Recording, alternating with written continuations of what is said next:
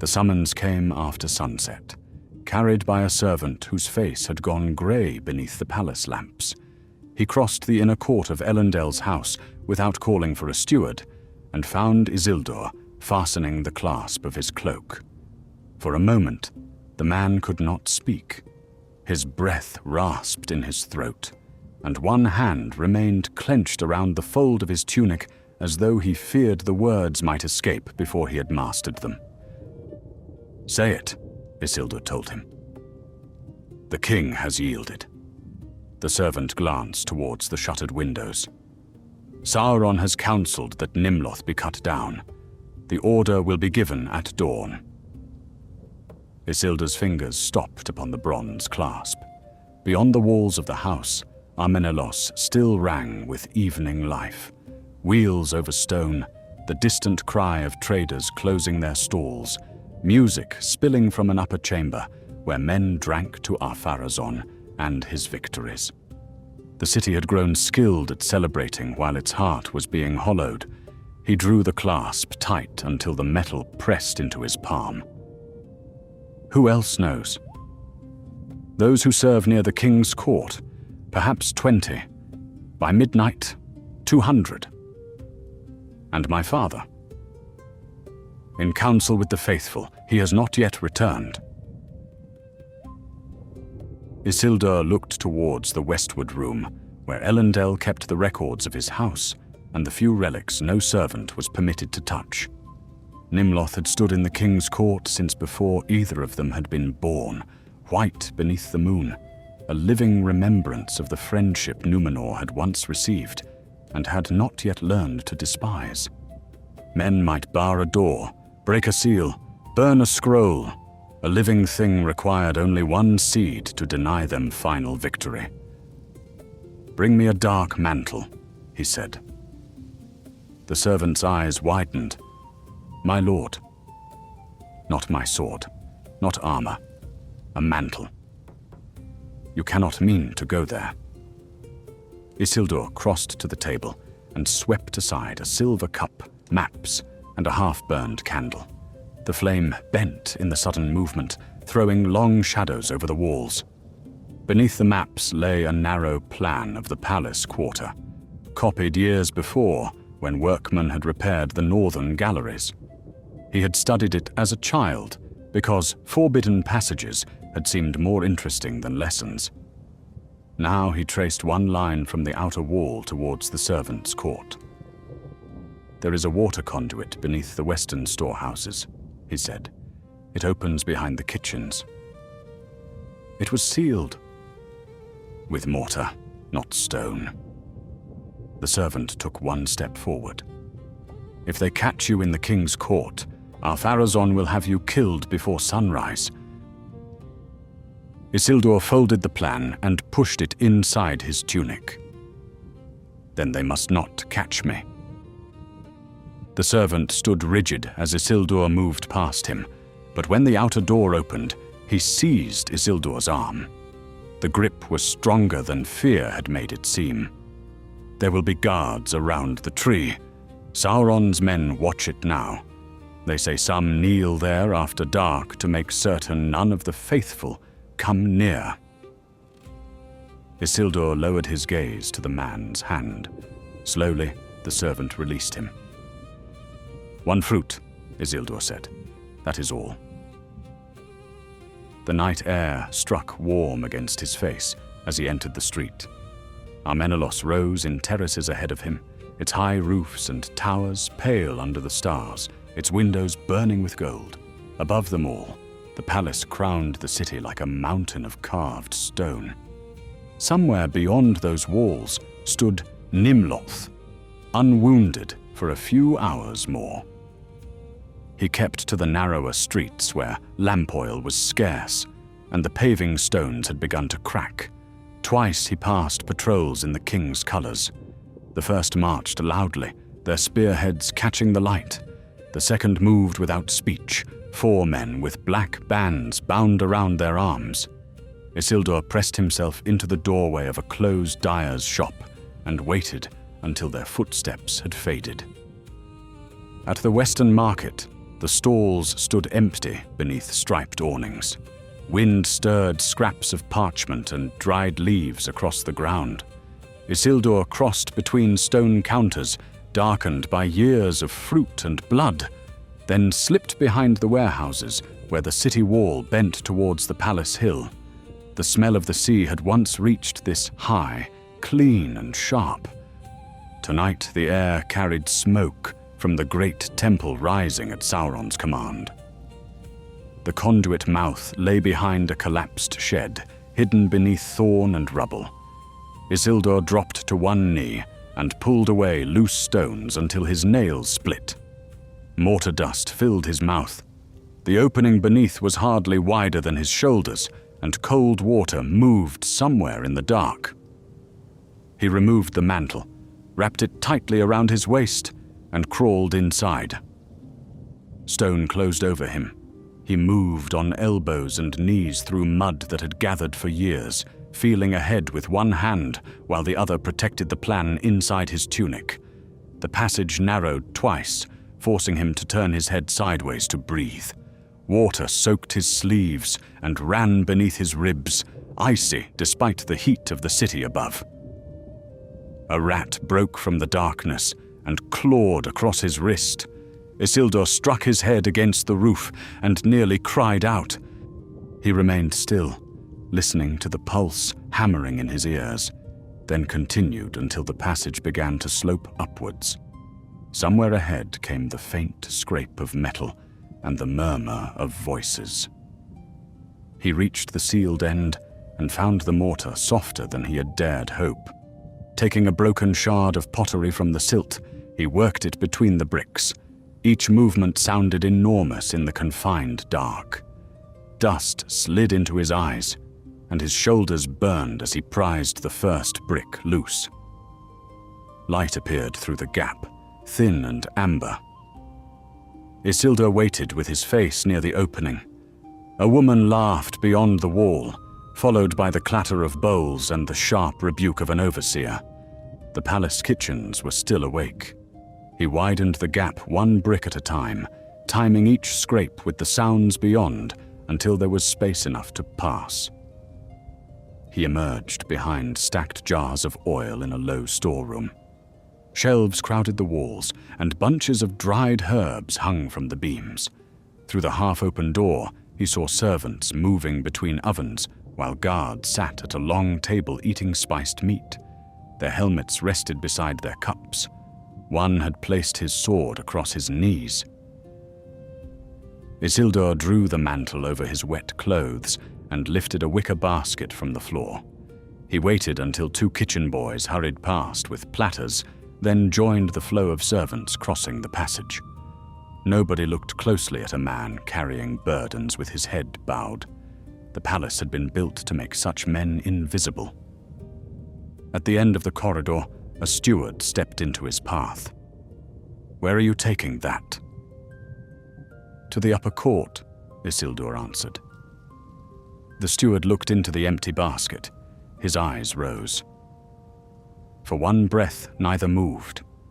Then a pan crashed in the kitchen behind them, and someone shouted over a sudden rush of steam. Isildur turned with the confusion, pushed through a side door, and found himself in a narrow stairwell spiraling upwards. He climbed fast, hearing the steward call after him. At the top, he entered a colonnade open to the night. The clamor of the kitchens fell away below. Ahead, beyond a line of white pillars, the king's court lay silver beneath the stars, and in its center, Nimloth lifted its branches over the stones. Isildur stopped only once. Then he crossed towards the tree. The court appeared empty, but Isildur did not trust its silence. He remained beneath the colonnade, letting his eyes adjust to the open dark. Moonlight silvered the paving stones and caught along the carved edges of the fountains, though no water ran in them now. Beyond the court rose the high walls of the king's house, every window shuttered, except for 3 narrow chambers burning with red lamplight. Nimloth stood at the center within a low circle of white stone. Its trunk was smooth and pale, its leaves dark above and silver beneath whenever the faint wind turned them. Small white blossoms still clung among the branches, though the season for them had nearly passed. The scent reached Isildur across the court, gentle enough that he felt it, before he knew he had breathed it. 2 guards waited in the shadow of the eastern arch. Their shields rested against the wall, but their spears remained in hand. One leaned close to the other and spoke in a low voice, glancing towards the tree as though it might uproot itself and flee before morning. Isildur withdrew behind a pillar before either man could turn. He studied the line of the court. A covered channel ran from the dry fountains towards the southern wall, shallow but broad enough to hide a man lying flat. Between him and the channel stood 20 paces of open stone. He set the basket down, removed the wet mantle, and tied it tightly across his shoulders so that no loose edge would drag. The guards' voices drifted towards him.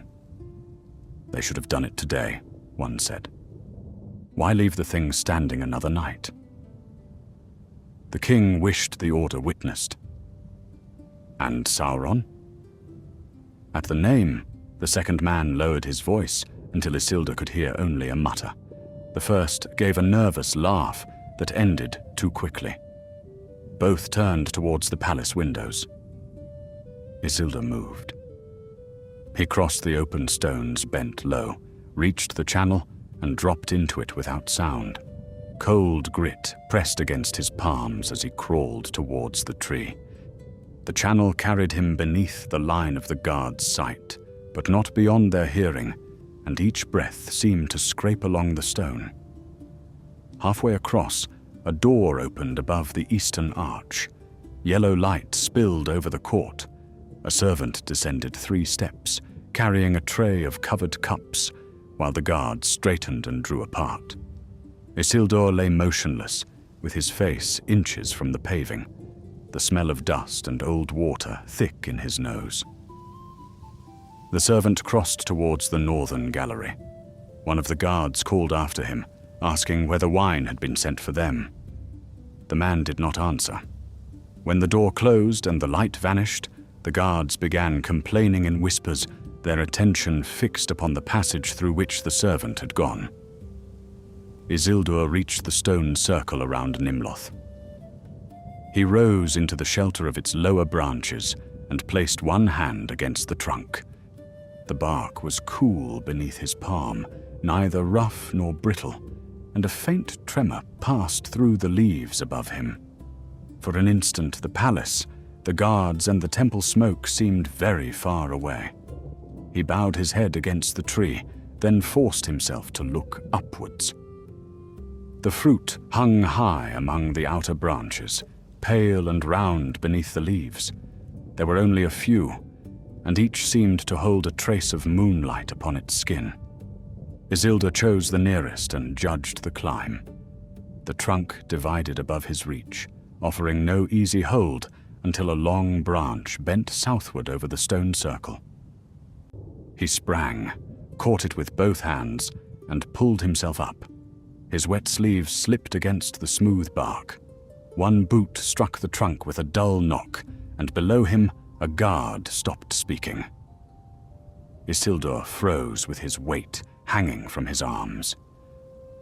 "What was that?" the guard asked. "A branch." There is no wind. A spear butt scraped across stone. Isildur drew one knee over the branch and rolled onto it as the guard stepped from the archway. The leaves closed around him, but the branch dipped under his weight. Silver undersides flashed across the darkness. The guards approached the tree together.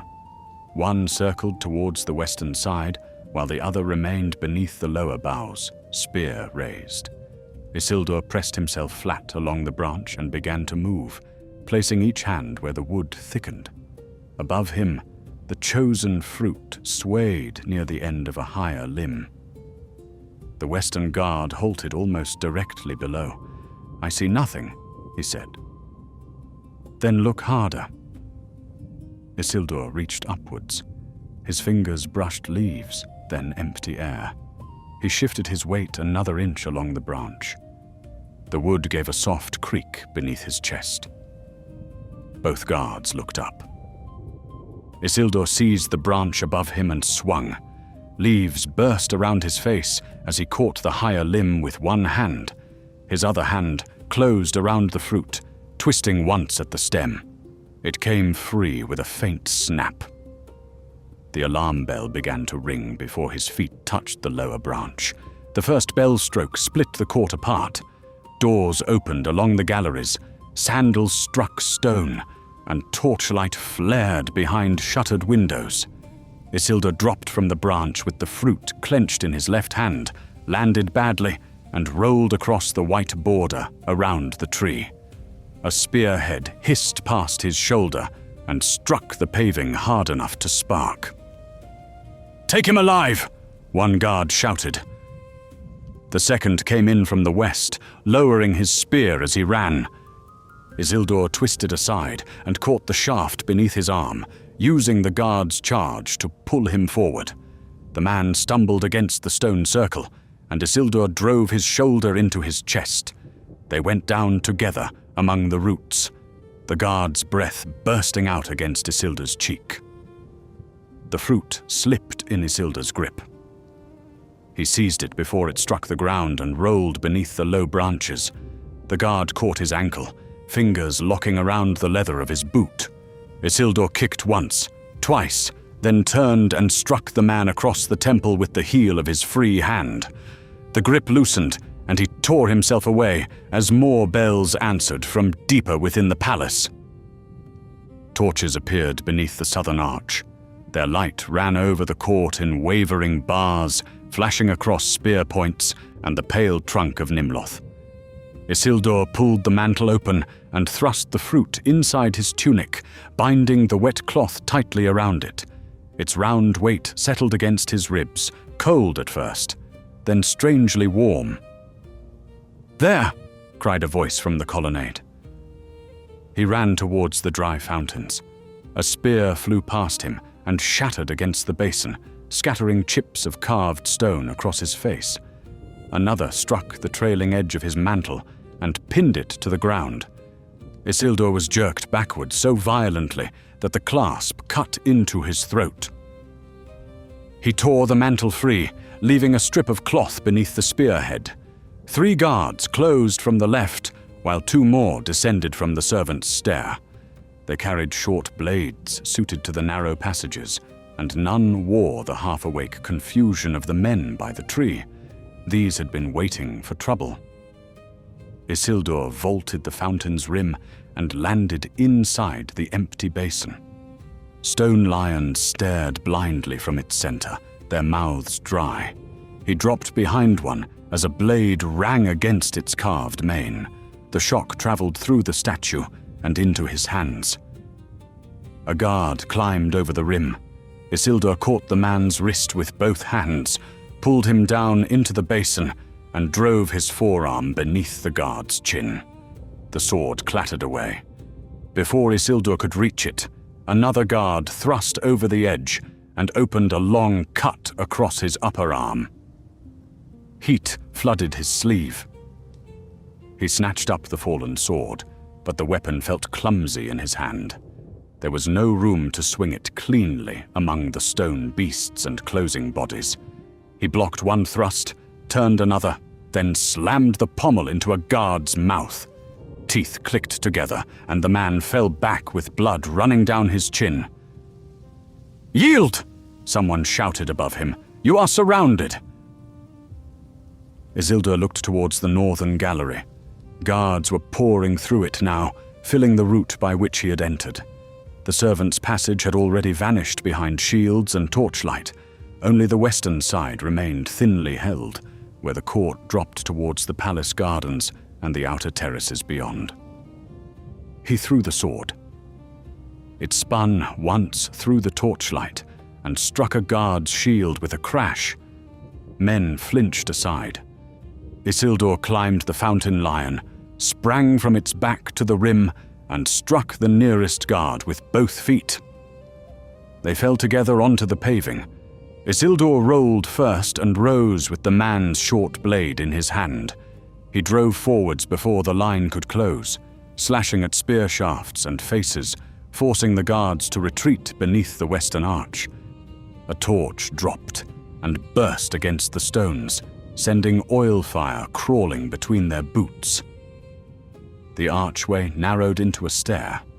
Isildur took the steps 3 at a time, one hand gripping the blade, the other pressed over the fruit beneath his tunic.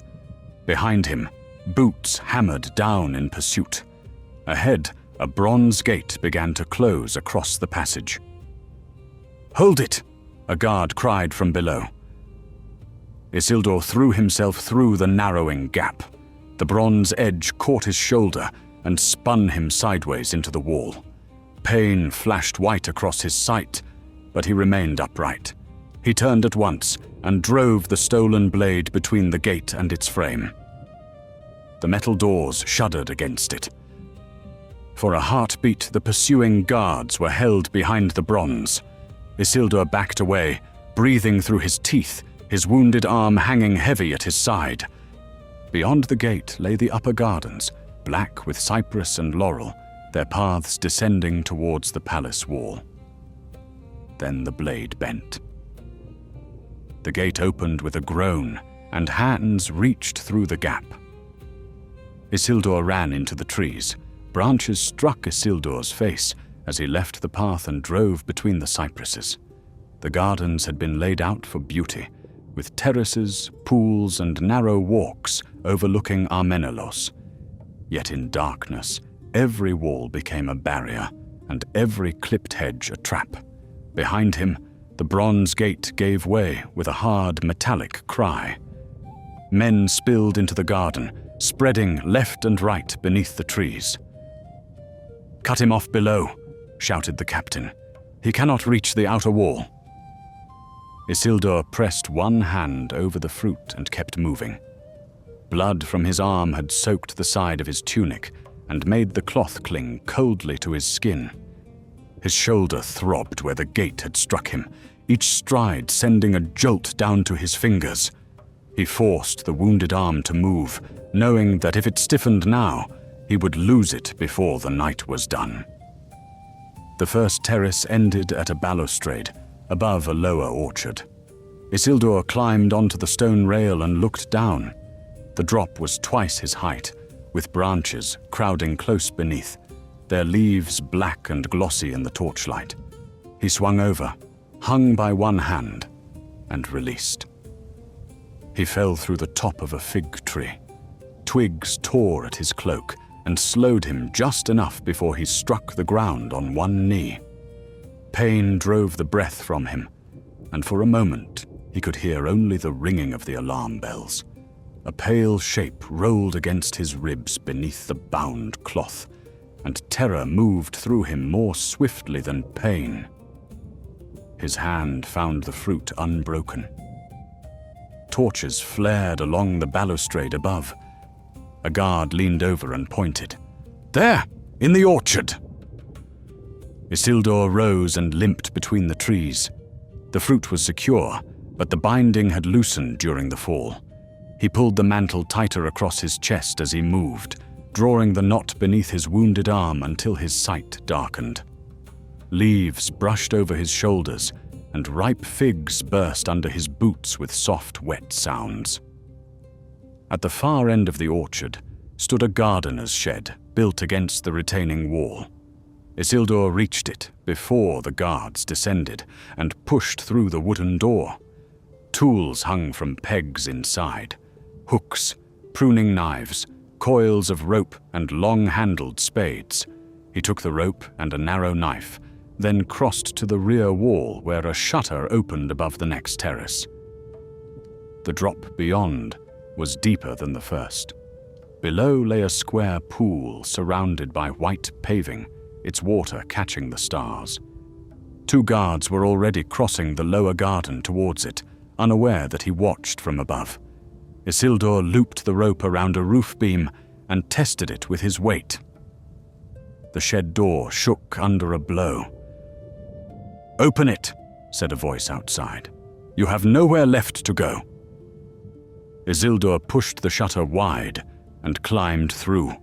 The rope burned across his palm as he lowered himself, his injured arm failing almost at once. He caught the line between his boots and slid faster than he intended, striking the wall twice before dropping the last few feet beside the pool. The guards below turned at the sound. One raised a horn, but Isildur crossed the space before he could blow it. He struck the man beneath the ear with the knife's wooden handle and drove him into the water. The second guard drew his sword and slashed towards Isildur's chest. Steel cut through the mantle. Isildur twisted away, but the blade scored his ribs and split the cloth binding the fruit. The knot opened. For one suspended instant, the fruit slipped from beneath his tunic and shone pale between them. The guard saw it. "So that is what you came for," he breathed. He lunged, hand outstretched. Isildur caught the fruit against his body and turned his back to the blade. The sword entered below his shoulder, shallow at first, then deeper as the guard drove forwards. Heat burst through Isildur's side, and his knees struck the paving. The fruit remained whole in his hands. The guard twisted the blade, trying to force Isildur away from the fruit. Isildur's hand closed over the man's wrist with such violence that the bones ground beneath his fingers. He drove his head backwards into the guard's face, heard cartilage break, and tore himself off the steel before the man could pull it free. Blood spilled hot beneath his tunic, but the fruit stayed trapped between his forearm and his chest. The guard staggered, one hand flying to his nose. Isildur swept the pruning knife across the inside of the man's elbow, not deep enough to kill, but enough to loosen his grip on the sword. The weapon struck the paving. Isildur kicked it into the pool, where it vanished in a flash of starlight and ripples. The first guard came thrashing out of the water behind him. His horn had sunk, but he caught Isildur around the waist and dragged him towards the pool. Isildur struck backwards with the knife, felt it glance off a buckle, then jammed his heel against the stone rim.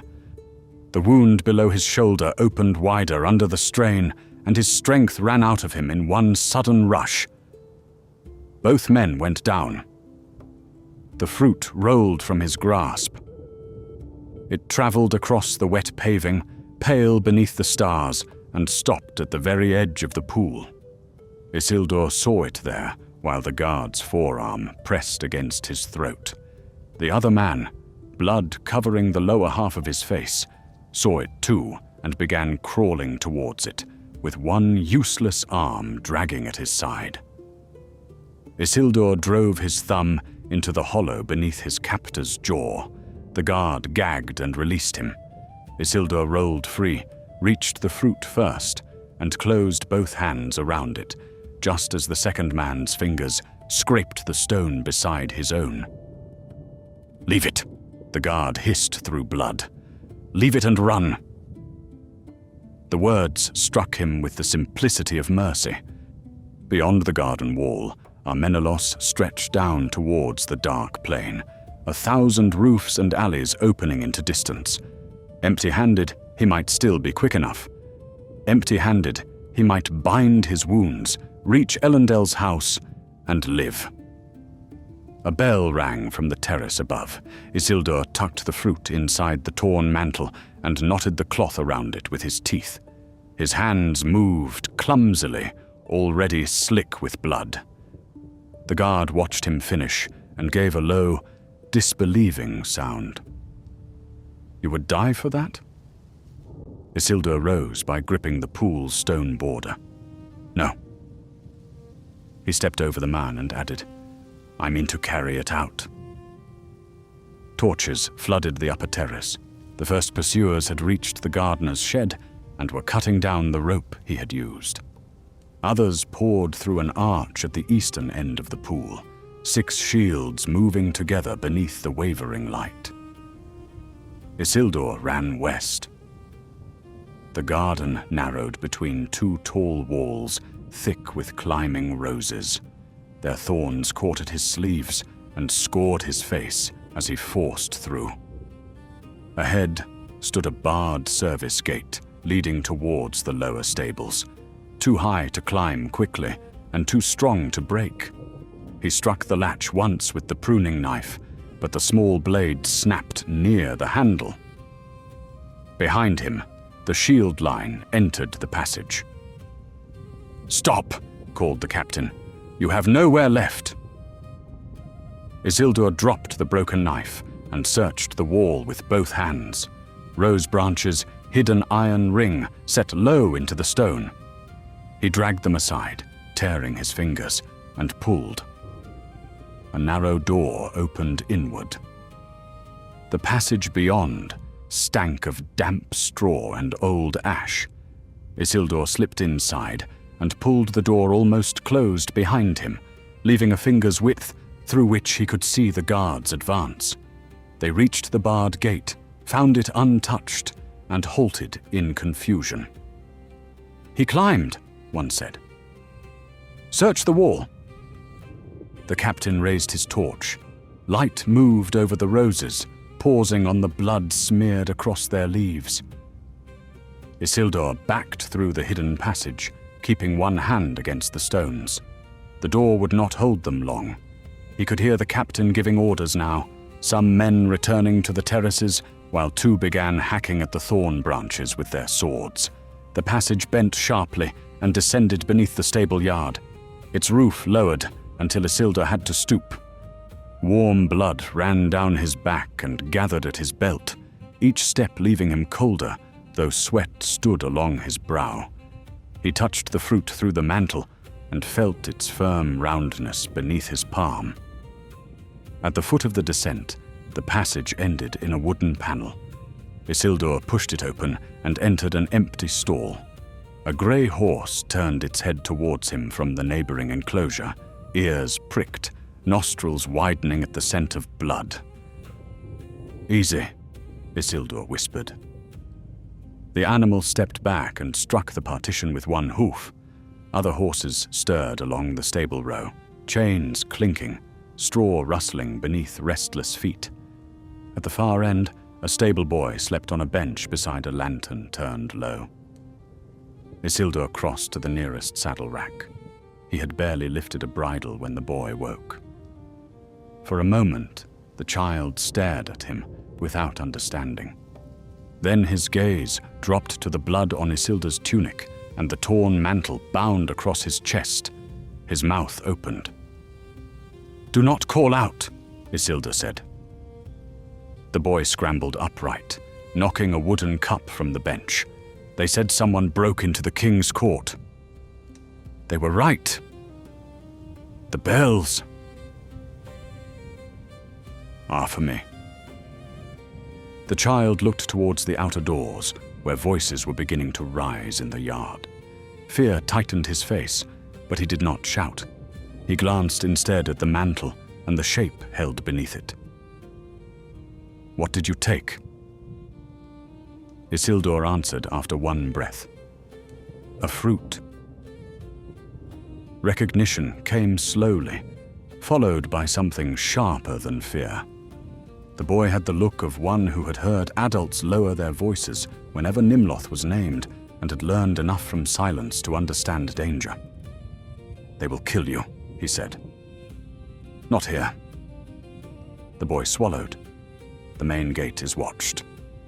"Lotr. Is there another way?" A crash sounded inside the hidden passage. The guards had found the door among the roses. The stable boy pointed towards the rear wall. "The dung carts use the east ramp before dawn. There is a chain across it, but the old mare knows the slope." Isildur took the bridle and moved to the grey horse. "This one?" "No. She will throw you if she smells blood." "Then choose." The boy hesitated only long enough to snatch the lantern from its hook. He led Isildur 3 stalls down to a broad-chested bay mare with a white scar across her flank. The horse watched them approach, head low, her breath warm in the close, stable air. "This is Merith," the boy said. "She bites strangers."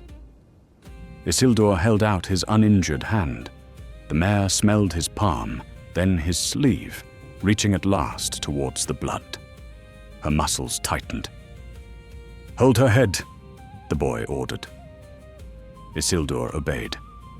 The child moved quickly, throwing on a light saddle and fastening the girth with hands that shook only once.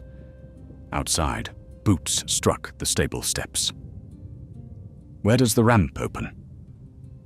"Below the east wall near the old olive yards." "And the chain?" The boy pulled a key from beneath his collar. "I have it." He pressed it into Isildur's hand, then hurried to the rear doors and lifted the crossbar. Cold night air entered with the smell of earth and horses. Beyond lay a sloping yard enclosed by stone, empty except for 2 carts and a dark arch sealed by an iron chain. "Go," the boy said. Isildur mounted with difficulty. Pain tore through his side as he swung his leg over, and for a moment the stable walls tilted. He bent low across the mare's neck until the darkness steadied. The inner door burst open. Guards filled the stable, torchlight flashing over stalls and startled animals. Merith reared at the sudden blaze. Isildur locked his knees around her and dragged her head towards the yard. The stable boy seized a hanging blanket and flung it across the nearest torch. Darkness and shouting erupted together. Merith lunged through the open doors. Isildur heard the boy cry out behind him. Then the mare's hooves struck the yard and carried him beyond sight of the stable. The chain across the eastern arch glimmered ahead. He did not slow.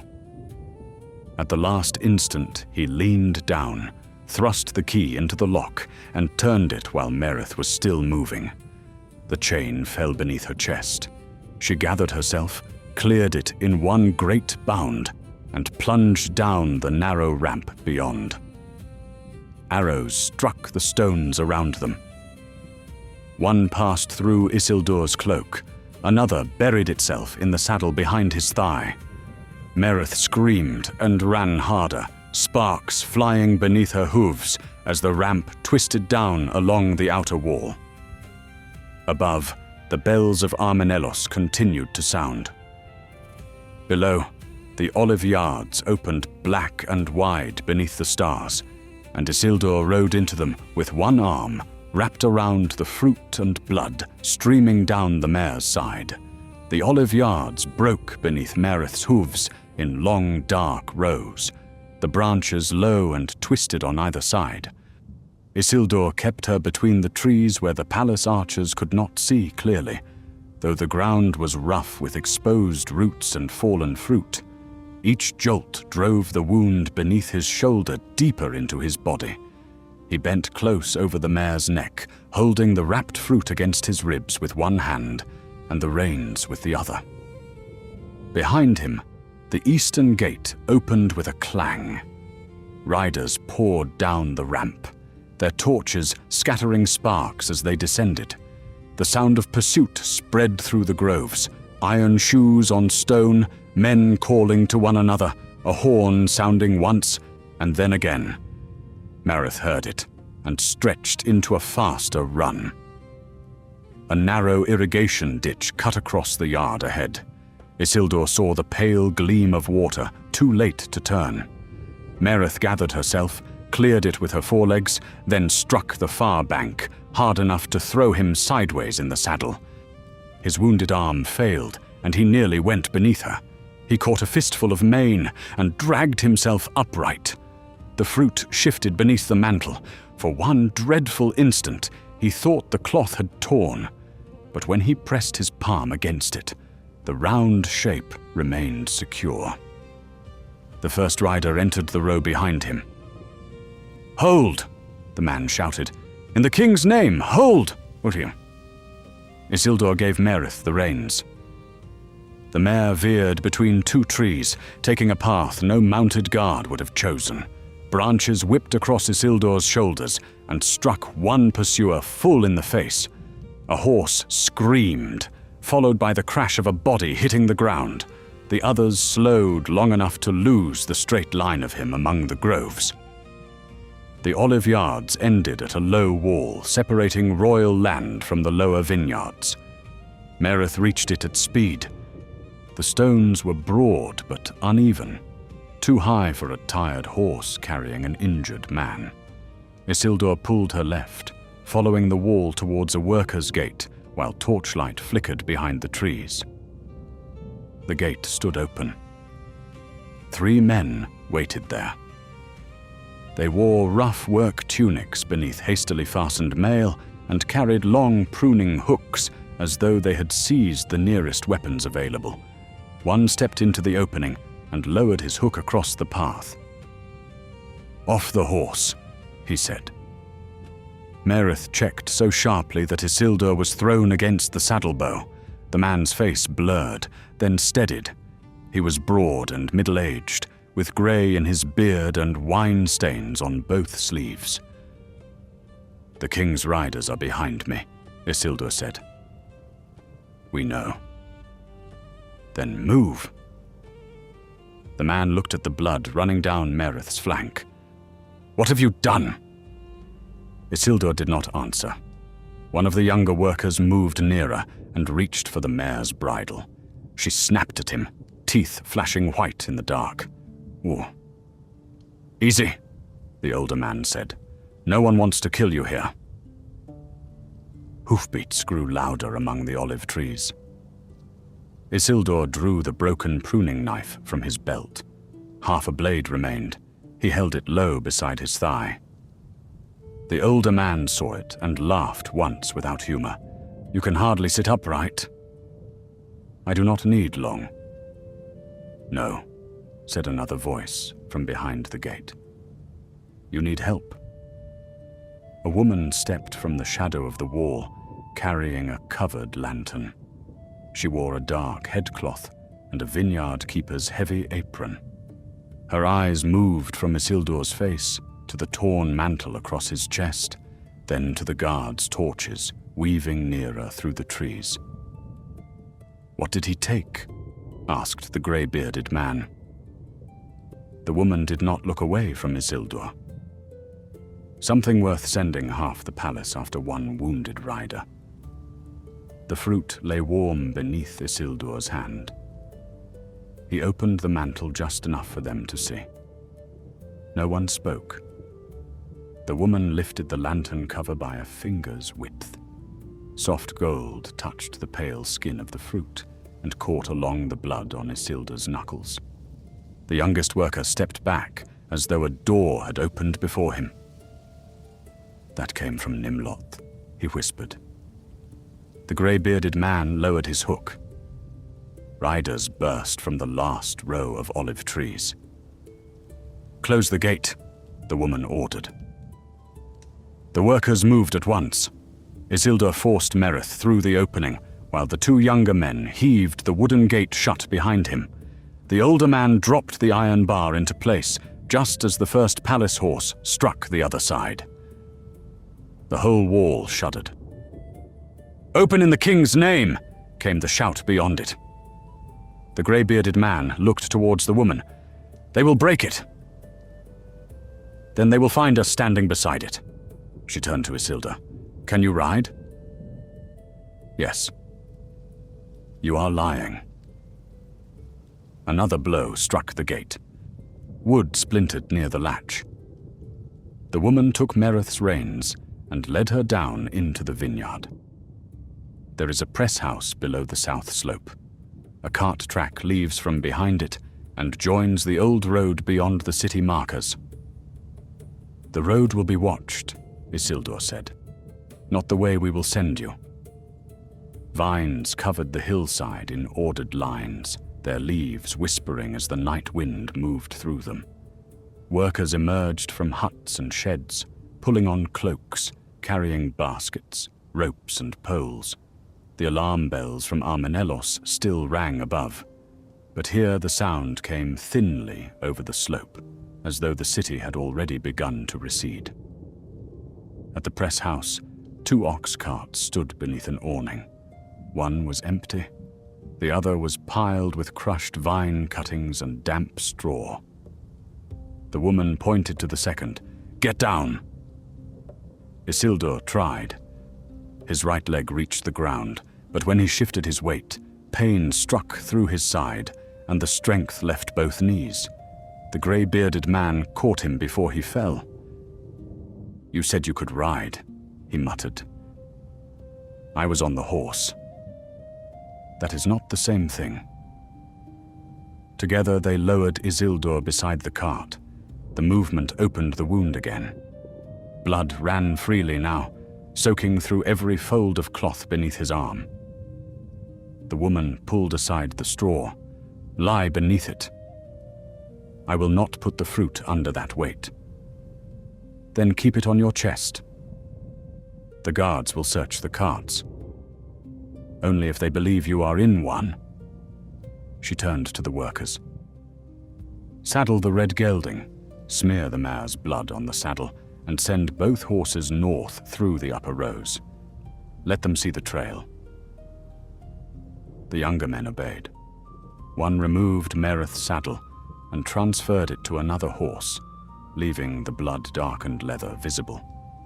The mare resisted when they led her away, turning her head towards Isildur until the grey-bearded man covered her eyes with a cloth. Beyond the vineyard gate, the palace riders had begun hacking through the wood. The woman knelt beside Isildur and pulled open his torn tunic. Her hand stopped when she saw the wound. "This needs binding now." "There is no time." "There will be less if you bleed out beneath my straw." She called for linen and wine. The grey-bearded man pressed a folded cloth below Isildur's shoulder while she poured the wine over the wound. Fire tore through him. His hand closed around the fruit so tightly that the woman seized his wrist. "You will bruise it." He released his grip at once. She looked at him then, and whatever rebuke had risen in her face disappeared. "Hold the cart instead." The gate broke open above them. Shouts rolled down the vineyard. Workers released the 2 horses towards the northern slope, striking the fence posts so that both animals bolted through the vines. The palace riders saw the bloodied saddle and gave chase. Not all of them followed. 3 remained at the broken gate. The woman wrapped the wound, pulled the linen tight, and tied it beneath Isildur's arm. Into the cart. The grey-bearded man helped him climb among the cuttings. Damp straw closed over his legs and sides, cold against the blood-soaked cloth. Isildur kept the fruit against his heart, while the workers spread more vine branches across him, leaving only a narrow space through which he could breathe. An ox was harnessed. The cart lurched forwards. From beneath the branches, Isildur saw only fragments of the night. A wheel rim turning, bare feet moving beside it, leaves crossing the stars. Every rut pressed the fruit harder against his chest. He curved his body around it, taking the blows along his wounded side. The cart had almost reached the lower track when a rider blocked the road. "Halt!" The ox stopped. Harness chains settled. A spear point entered the pile above Isildur and pushed aside the first layer of cuttings. "What are you carrying?" the guard asked. "Waste from the press," answered the woman. "At this hour?" The king's bells woke the ox. The spear moved deeper. Isildur could hear the guard breathing. Through a gap in the straw, he saw the man's boot in the dust and the lower edge of a black-bound shield. The spearhead slid within a hand's breadth of the mantle. Then, from the northern vineyard, a horse whinnied, and a rider shouted that he had found blood. The spear withdrew. "Keep off the upper road," the guard ordered. "There is a traitor loose." The cart began moving again. Only when the hoofbeats faded did Isildur open his hand. The fruit rested unmarked within it, pale in the darkness beneath the vines. Above the southern hills, the first faint paling of the sky had begun. The cart left the vineyard track and rolled between low stone walls where the road had not been mended in years. Every wheel turn jarred through Isildur's ribs. Beneath the damp straw, air came in thin mouthfuls scented with crushed leaves, earth, and the sour lees of wine. He counted the bends by the way his body slid against the boards and kept one palm cupped over the fruit. Voices followed them from the upper road. The woman walking beside the ox did not quicken her pace. She carried a fork over one shoulder and kept her head bowed like a laborer bound for an early field. The grey-bearded man walked behind the cart, occasionally lifting fallen cuttings and setting them back over Isildur's hiding place. "Riders on the ridge," he murmured. "How many?" the woman asked. "4, perhaps 5. They have not seen the lower way yet." "They will." The cart descended into a hollow where reeds grew around a narrow stream. Here the walls rose high enough to hide them from the ridge, and the woman turned the ox off the road without warning. The wheels dropped into mud. Isildur bit down against a cry as his wounded side struck the boards. The cart stopped beneath an abandoned mill. Its roof had partly fallen, and one blackened wheel leaned uselessly over the stream. Ivy smothered the stonework. The woman pulled aside the cuttings and looked down at Isildur. "You must come out." He tried to rise and found that his right arm would no longer obey him. The grey-bearded man climbed onto the cart, took him beneath the shoulders and hauled him upright. Light had begun to gather over the hollow, colourless and cold. In it, the man's face tightened at the sight of Isildur's bandages. "You have bled through again." "I can still move." "Then move before you prove otherwise." They lowered him beside the stream. His boots sank into the soft bank. For several breaths he stood bent over, one hand braced on his knee, while the fruit pressed hard against his breast beneath the mantle. The woman led them through the broken mill door. Inside, old flour bins lined the walls, and rotted sacks lay collapsed beneath the beams. Water dripped steadily through a hole in the roof. At the far end, half hidden behind the fallen millstone, a stair descended underground. "This was used during the king's roadworks," she said. "A drainage passage runs beneath the hollow and opens near the northern orchards." "The northern orchards lead back towards Armenelos," Isildur said. "They also lead to 3 roads. Your pursuers will expect you south or west." The grey-bearded man gave a doubtful grunt. "And if the passage has fallen? Then we will discover it below, rather than argue above." Hoofbeats sounded on the ridge. The woman extinguished the covered lantern and lifted the trap door at the foot of the stair.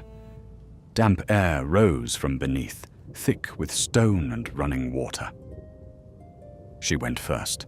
The grey-bearded man placed Isildur's good arm across his shoulders and helped him down. The stair ended in a brick tunnel, barely high enough to stand. Water moved ankle-deep along its center, black in the darkness. The woman relit the lantern with a spark struck inside her cloak, shielding the glow until the trap door had closed above them. "What are your names?" Isildur asked. The woman glanced back. "Tamar."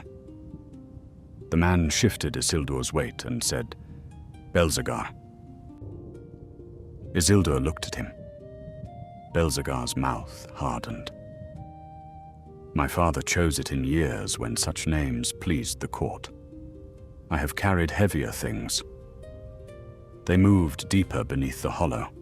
Tamar held the lantern low, revealing bricks slick with moss and roots pushing through the mortar. In places, the tunnel narrowed around fallen earth. Isildur's boots dragged through the water, and more than once, Belzegar had to lift him over rubble while he clenched his teeth against the tearing beneath his shoulder. Above them, horses crossed the stream. Mud sifted from the roof. The three stopped together. A man shouted near the mill entrance. Another answered from farther down the bank. The pursuers had found the cart tracks leaving the road. Tamar covered the lantern. Darkness swallowed the tunnel. Isildur heard the stream water flowing around their boots and Belzegar's breathing close beside him. His own heartbeat seemed loud enough to carry through the bricks. Somewhere above, wood splintered as the riders searched the mill. "They will find the trapdoor," Belzegar whispered. "Then we keep moving," Tamar answered. Without the lantern, they advanced by touch. Tamar's fingers followed the wall. Belzegar guided Isildur through the center channel, one careful step at a time. The tunnel bent left, then descended sharply. Behind them came the scrape of the trapdoor opening. A blade of light cut down the stair. "There!" a guard called. "Passage below." Tamar uncovered the lantern and ran. Belzegar pulled Isildur forwards.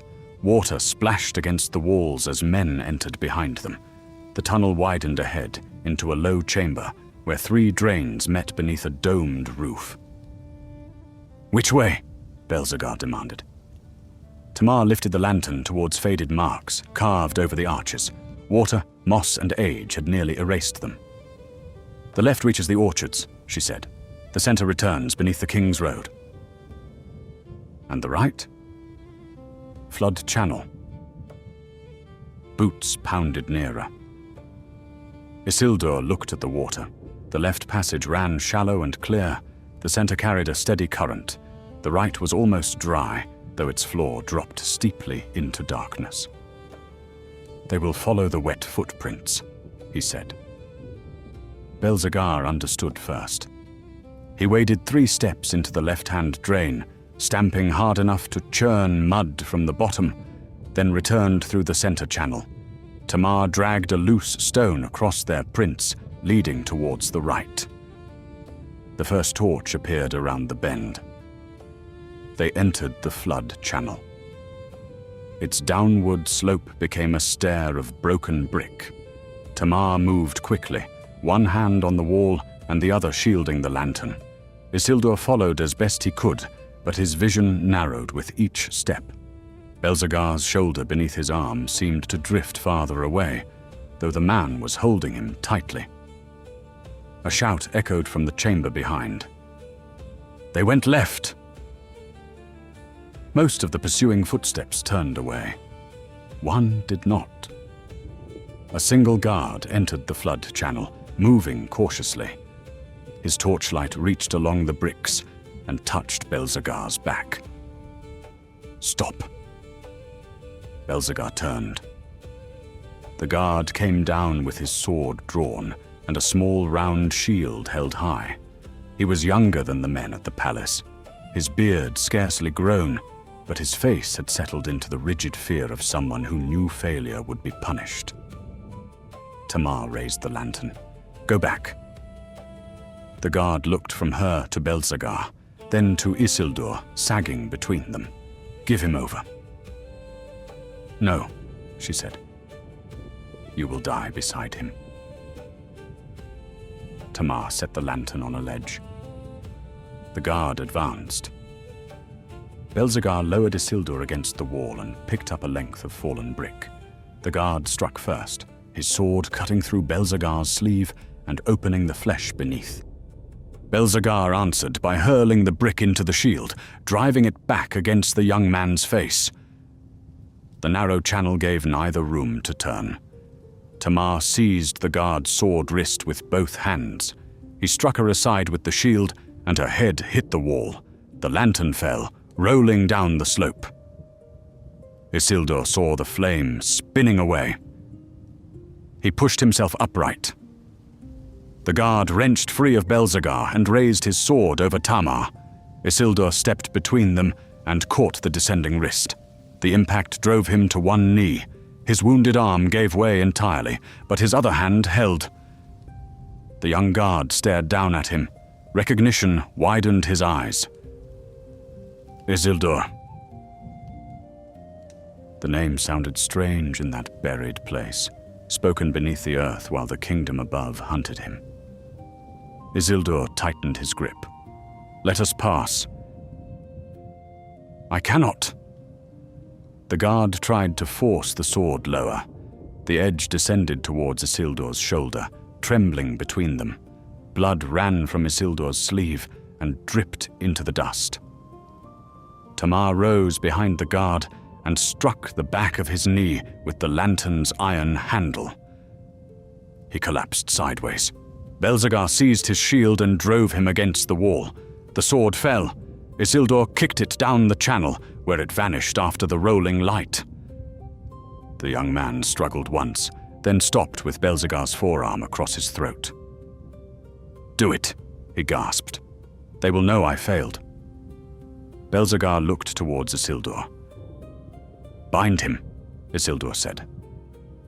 With what? Tamar tore a strip from the guard's cloak.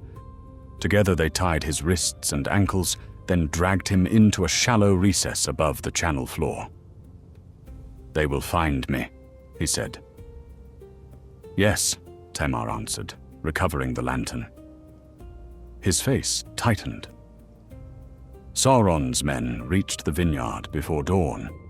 They took the stable boy. Isildur's head lifted. The guard swallowed. They found the blanket over the torch and blood near the rear doors. The boy would not speak, so they brought him towards the palace. Belzegar cursed beneath his breath. For a moment, Isildur saw the child's small hands fastening Merith's saddle, the key drawn from beneath his collar, the blanket flying into flame. He put one hand against the wall and forced himself to stand. We go back, he said. Tamar stared at him. No. He helped me. And if you return, every wound he took was for nothing. They will question him. They are questioning half our Menelaus by now. Her voice sharpened, and the restraint left it. Will you carry the fruit from cell to cell until all are saved? Will you climb back into the king's court and demand mercy? Isildur stepped towards her, though the movement nearly brought him down. He is a child. And this is what they have made of the city. Tamar's hand shook around the lantern, casting light across the wet bricks. Do not ask him to have been brave for nothing. The bound guard watched them in silence. Belzegar bent, took Isildur's arm, and settled it over his shoulders once more. The boy opened the gate, he said quietly. Your task is to reach the other side of it. Behind them, distant voices echoed from the chamber. The guards who had taken the false trail were returning. Tamar lifted the lantern and led them on. The flood channel descended until the brickwork ended at an iron grate. Beyond it lay a ditch choked with reeds, and beyond the reeds, the pale shapes of orchard trees stood beneath the growing dawn. Belzegar forced the rusted catch with the guard's shield until the metal snapped. Cold air entered. Isildur climbed through last. As he emerged, the hidden sun touched the eastern sky, and a faint white gleam passed through the cloth around the fruit. He closed both hands over it and followed Tamar into the orchard. The orchard lay upon a shallow rise north of Armenelos, its rows silvered by the first light. Low branches sagged beneath late fruit, and dew shook from the leaves whenever Tamar brushed past. Isildur moved between Belzegar and the trees, using the trunks when his legs failed him. Behind them, the broken grate gave a faint iron groan as someone entered the flood channel. "They are coming through," Belzegar said. Tamar turned east between the rows. "Then we leave no straight path." She led them across one irrigation trench, doubled back through a stand of young trees, and crossed a second ditch by balancing upon a fallen plank. Isildur's boot slipped halfway over. Belzegar caught him by the belt, but the sudden pull tore at the wound under his arm, and his sight emptied into white. He came back to the feel of bark beneath his cheek. "Stand," Tamar said. He pushed away from the tree. "I am standing." "You are leaning against an apple trunk." "It has not complained." The words left him harsher than he intended, and Tamar's face hardened. She looked as though she might answer in kind, but a shout sounded behind them among the orchard rows. Belzegar peered through the leaves. 2 men, perhaps more beyond. "Can they see us?" "Not yet." Tamar pointed towards a stone hut near the crest of the rise. Smoke curled from its roof hole, and a narrow yard beside it held baskets, ladders, and a small donkey harnessed to a cart. An old man stood in the doorway with a pruning saw in one hand, watching the disturbance below. He saw Tamar first. "What have you brought me?" he called. "Trouble," she answered. "That is plain enough." They reached the yard as the old man set down the saw. He had one clouded eye and shoulders bent by years among the trees, but his good eye fixed at once upon Isildur's wounds. "Inside," he said. "We cannot remain," Tamar replied. "You cannot cross the northern road looking like that." He took Isildur's good arm before anyone could object and guided him through the doorway. The hut smelled of apples, smoke, and bitter herbs. Nets of onions hung from the rafters. A narrow bed stood against one wall, and beside the hearth rested 3 clay jars sealed with wax. Belzegar barred the door. The old man pulled aside Isildur's mantle. His fingers paused over the linen binding and the blood beneath it. This was tied in haste. "It was tied while guards broke through a vineyard gate," Tamar said. "Then it was tied well for the time." He cut the linen away with a small knife. The wound had darkened around the edges, and each breath made fresh blood well from it. The old man touched the skin beneath Isildur's shoulder and frowned. The blade went in deep. "It missed the bone," Isildur said. "That is a fact. It is not a cure." Outside, hoofbeats entered the orchard. The old man looked towards the shutter. "How many?" "Enough," Belzegar said. "Whose men?" "The king's." The old man gave Isildur another searching look. "And who are you?" Before Isildur could answer, Tamar opened the mantle far enough to reveal the fruit. The old man's breath caught. He stepped closer, raising one stained hand, but stopping before he touched it. In the dimness of the hut, the fruit seemed to gather what little morning entered through the shutter and hold it against its skin. "From the white tree," he whispered. "Yes," Isildur said. The old man straightened. The weariness left his face so quickly that he seemed changed by anger. "Then sit down and be silent." He crossed to the clay jars, broke the seal on one, and drew out a bundle of dried leaves. These he crushed between his palms and cast into a bowl with hot water from the hearth. Tamar helped Isildur onto the bed, while Belzegar watched through a crack in the shutter. 3 riders now, Belzegar said. 1 on foot. They are following the ditch. The old man pressed the soaked herbs around the wound.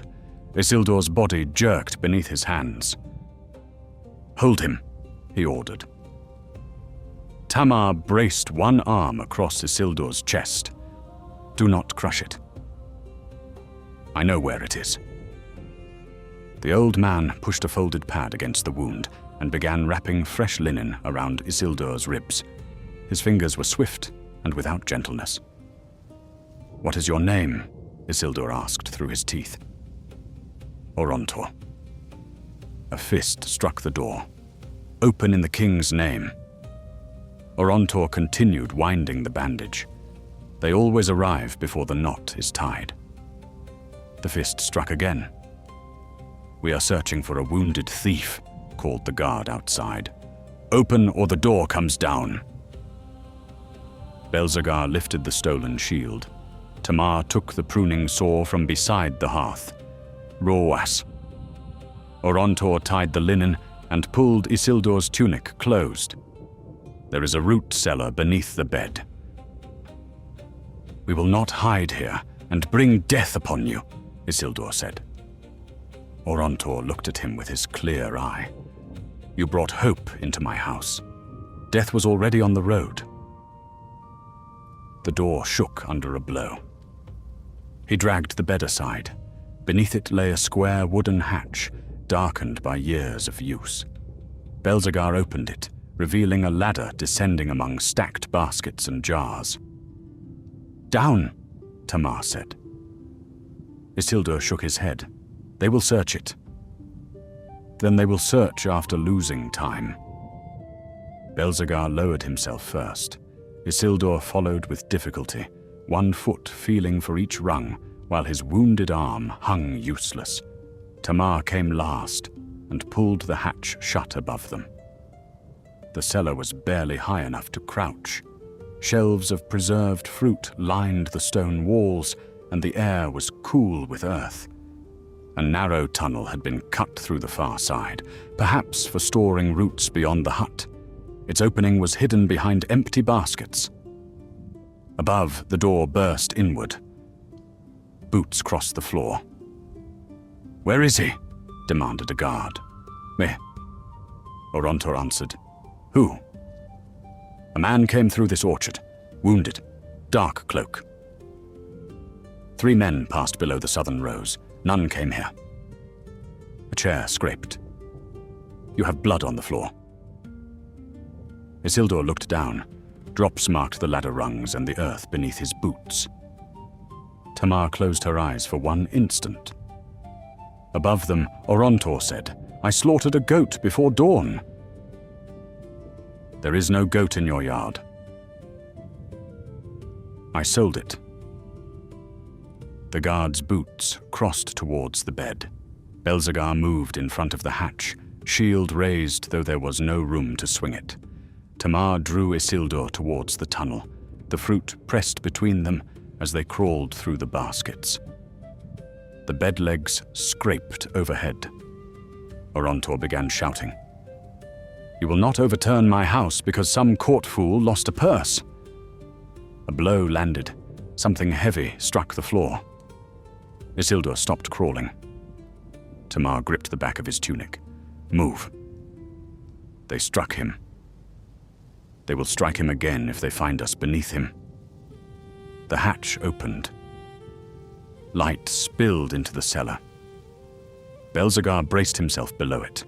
The first guard descended with a torch held ahead and his sword behind him. When his boots reached the 4th rung, Belzegar drove the shield upwards. The guard fell back through the opening with a cry. His torch dropped into the cellar and rolled against a basket. Flame caught along the dry wicker. "Go!" Belzegar shouted. Smoke filled the low chamber almost at once. Tamar shoved the baskets aside and forced Isildur into the root tunnel. He crawled on hands and knees, the earth cold beneath his palms, while behind them, men shouted over the fire. The tunnel narrowed around his shoulders. Roots hung from the roof like cords, brushing his face. Tamar followed so close that her hand remained against his heel. Ahead, a wooden panel blocked the way. Isildur struck it with his shoulder. The first blow sent pain through him, but did not move the boards. He struck again. Soil loosened around the frame. "Once more," Tamar said. He drove forwards with what remained of his strength. The panel broke outward. Morning light flooded over him. Isildur emerged beneath a hedge at the northern edge of the orchard and rolled into wet grass. Tamar came after him, then Belzegar, coughing smoke and dragging the shield behind. The hut stood 20 paces away. Flames showed in the doorway now, orange against the pale dawn. Guards were hauling burning baskets from the cellar, while Orontor sat against the yard wall with blood on his mouth. Isildur rose. Tamar caught his arm. "No." Orontor saw them beyond the hedge. For a moment, the old man and Isildur looked at one another across the grass. Then Orontor turned his face towards the guards and shouted, pointing south. "He went through the lower rows. I saw him from the door." 2 riders mounted at once. The others ran towards the orchard. Orontor did not look back again. Tamar pulled Isildur down the far side of the rise. Beyond it, the land opened into wheat fields, crossed by old boundary walls. The northern road ran ahead, broad and exposed, with the city towers of Armenelos rising behind them in the new light. Belzegar pointed towards a line of cypress trees half a mile away. "There is a shrine house beyond those fields. The faithful use it for storing grain." "Will there be horses?" Isildur asked. "Perhaps." "Then we reach it." They entered the wheat. The grain stood shoulder high, heavy with seed, and closed behind them as they passed. Isildur could no longer feel the fingers of his wounded hand. His steps came unevenly, but the bandage Orontor had tied held firm. Far behind, the great bells of the palace ceased. Their silence carried farther than the sound had done. A new horn answered from Armenelos, long and low, and men began closing the northern road. Isildur kept moving through the golden heads of wheat, one hand over the fruit while the first clear beam of sunrise touched the cypress trees ahead. The wheat closed around them until Armenelos vanished. Only the uppermost towers remained above the grain, pale against the morning, and even those appeared and disappeared as the ground rose beneath their feet. Isildur followed Belzegar's shoulders through the narrow wake he made, one hand gripping the cut stalks whenever the earth shifted. The sun had cleared the horizon now, yet cold moved beneath Isildur's skin and settled deep in his bones. Behind them, horns answered along the northern road. Tamar stopped and lowered herself among the wheat. "Listen." They crouched together. The grain whispered around their faces, dry heads brushing against cloth and hair. From the road came the ordered beat of horses, moving at a trot, then the slower rumble of wagons. "They are closing the crossings," Belzegar said. "And searching the farms," Tamar replied. "The shrine house may already be watched." Isildur looked towards the cypress line. It stood close enough now for him to distinguish the dark trunks and the low stone roof beyond them. "We go there." Tamar turned on him. "You can scarcely walk." "Then we should not waste what walking remains." Belzegar gave him a hard glance, but said nothing. He rose first and pushed onwards, angling away from the road. Tamar followed behind Isildur now, keeping one hand near his back without touching him unless he stumbled. The field sloped down towards an irrigation channel hidden beneath the grain, its banks steep and crumbling. Belzegar reached it and jumped across. Tamar followed cleanly. Isildur gathered himself, took 2 running steps, and landed short. His right foot struck the far bank, but the earth broke beneath it. He slid backwards into the channel and hit the dry bed on his wounded side.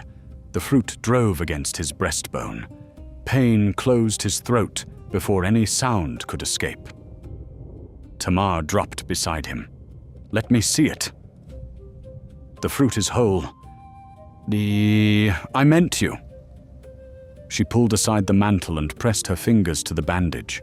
Blood had begun spreading through the linen again, darker and slower than before. Isildur lay still while she checked the knot and retied it with the end of her headcloth. "You will not reach Elendel's house like this," she said. "I am not going there." Belzegar crouched on the bank above them. Where then? "The fruit must be taken somewhere beyond the city search. Somewhere it can be planted before they find it on me." Tamar looked towards the shrine house. There is an old gardener among the faithful who keeps the western estates. Can he be trusted? He kept seedlings from Nimloth when the court ordered the lower branches pruned. None survived. Her eyes moved to the mantle. He will know what to do with this one. Belzegar extended his hand. "Then first we get you out of the ditch." They climbed the far bank together. Isildur's legs shook when he reached the top, and he remained bent over until the field steadied around him. A line of mounted guards appeared on the northern road, their helmets bright above the wheat.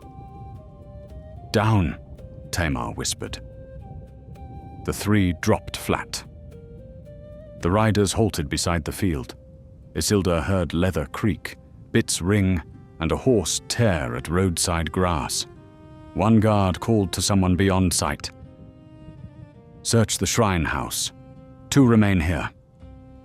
Hooves moved away towards the cypresses. Belzegar turned his head towards Isildur. "They will reach it before us." "Not if the house has another entrance," Tamar said. "Does it?" "No."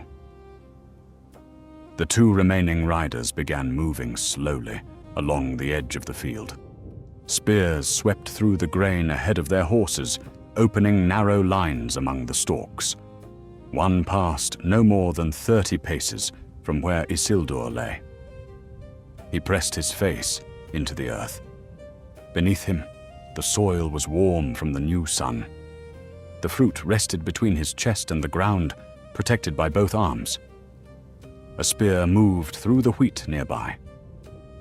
Belzegar's hand closed around Isildur's ankle, warning him not to shift. Tamar lay on the other side with the pruning saw hidden beneath her body. The spear parted the stalks, withdrew, and moved farther down the field. A voice called from the road. "Nothing here."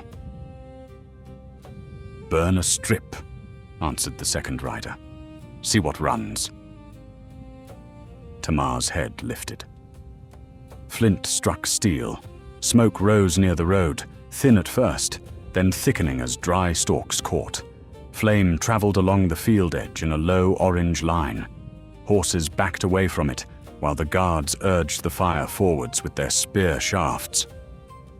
Belzegar crawled close. "The channel!" They retreated on elbows and knees towards the ditch they had crossed.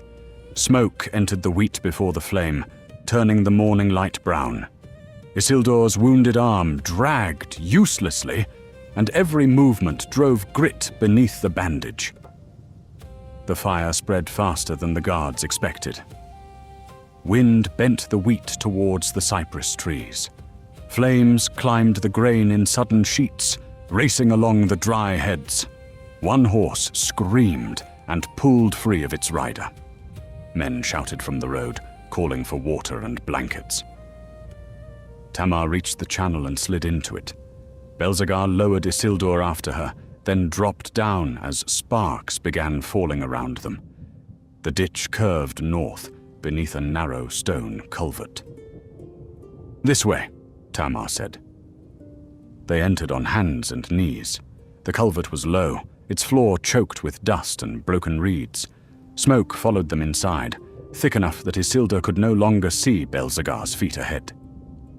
Behind, the field roared. The culvert opened beyond the cypress line into a shallow cistern enclosed by ruined walls. Tamar climbed out first and pulled Isildur into the shade of a fallen arch. They had passed behind the shrine house unseen. Voices came from its courtyard. "Open every store," ordered a guard. "Search beneath the floor."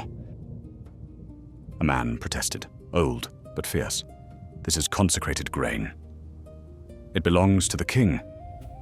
What belongs to the king has begun to burn." A blow silenced him. Isildur moved towards the wall. Belzegar blocked him. Again? They are beating him. And again, we cannot save everyone. Mena. Isildur's jaw tightened. I am tired of hearing that. So am I. Belzegar's voice dropped, but the truth does not soften because we have heard it before. Tamar knelt beside a gap in the ruined wall and looked into the courtyard. 4 guards, 2 horses. The old keeper is alive. Can we reach the stables? Isildur asked. There is a shed behind the grain store. 1 door faces us. Belzegar studied the courtyard through another crack. The fire is drawing them towards the road. As if summoned by his words, a rider galloped beneath the cypresses. The field has crossed the ditch. We need every man. 2 guards ran out at once. A third followed after securing the old keeper to a post with rope. Only 1 remained inside the grain store. Tamar slipped through the broken wall. Belzegar swore and went after her. Isildur followed more slowly, keeping close to the stones. Smoke rolled over the cypress tops and dimmed the sun. Ash settled across the courtyard like black snow. The old keeper saw them and opened his mouth. Tamar raised 1 finger. He closed it again. Belzegar crossed behind the grain store, while Tamar cut the rope with the pruning saw.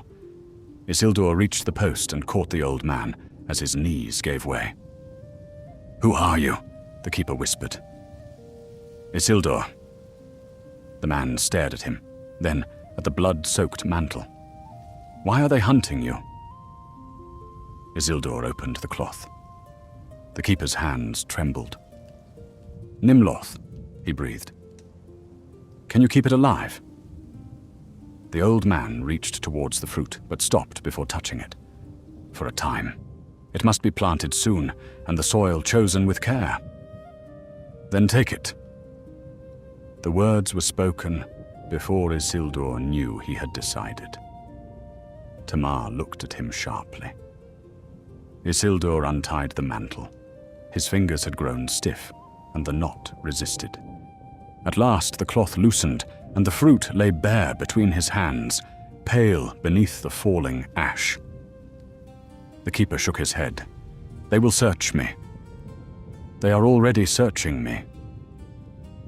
If I am caught, Wode, you must not be." Belzegar returned from the shed, leading 2 small farm horses. The rear gate opens into the fig road. It is clear for now.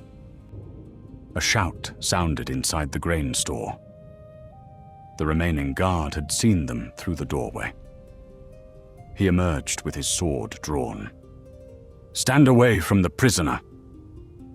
Belzegar seized a wooden shovel from the wall and struck the blade aside.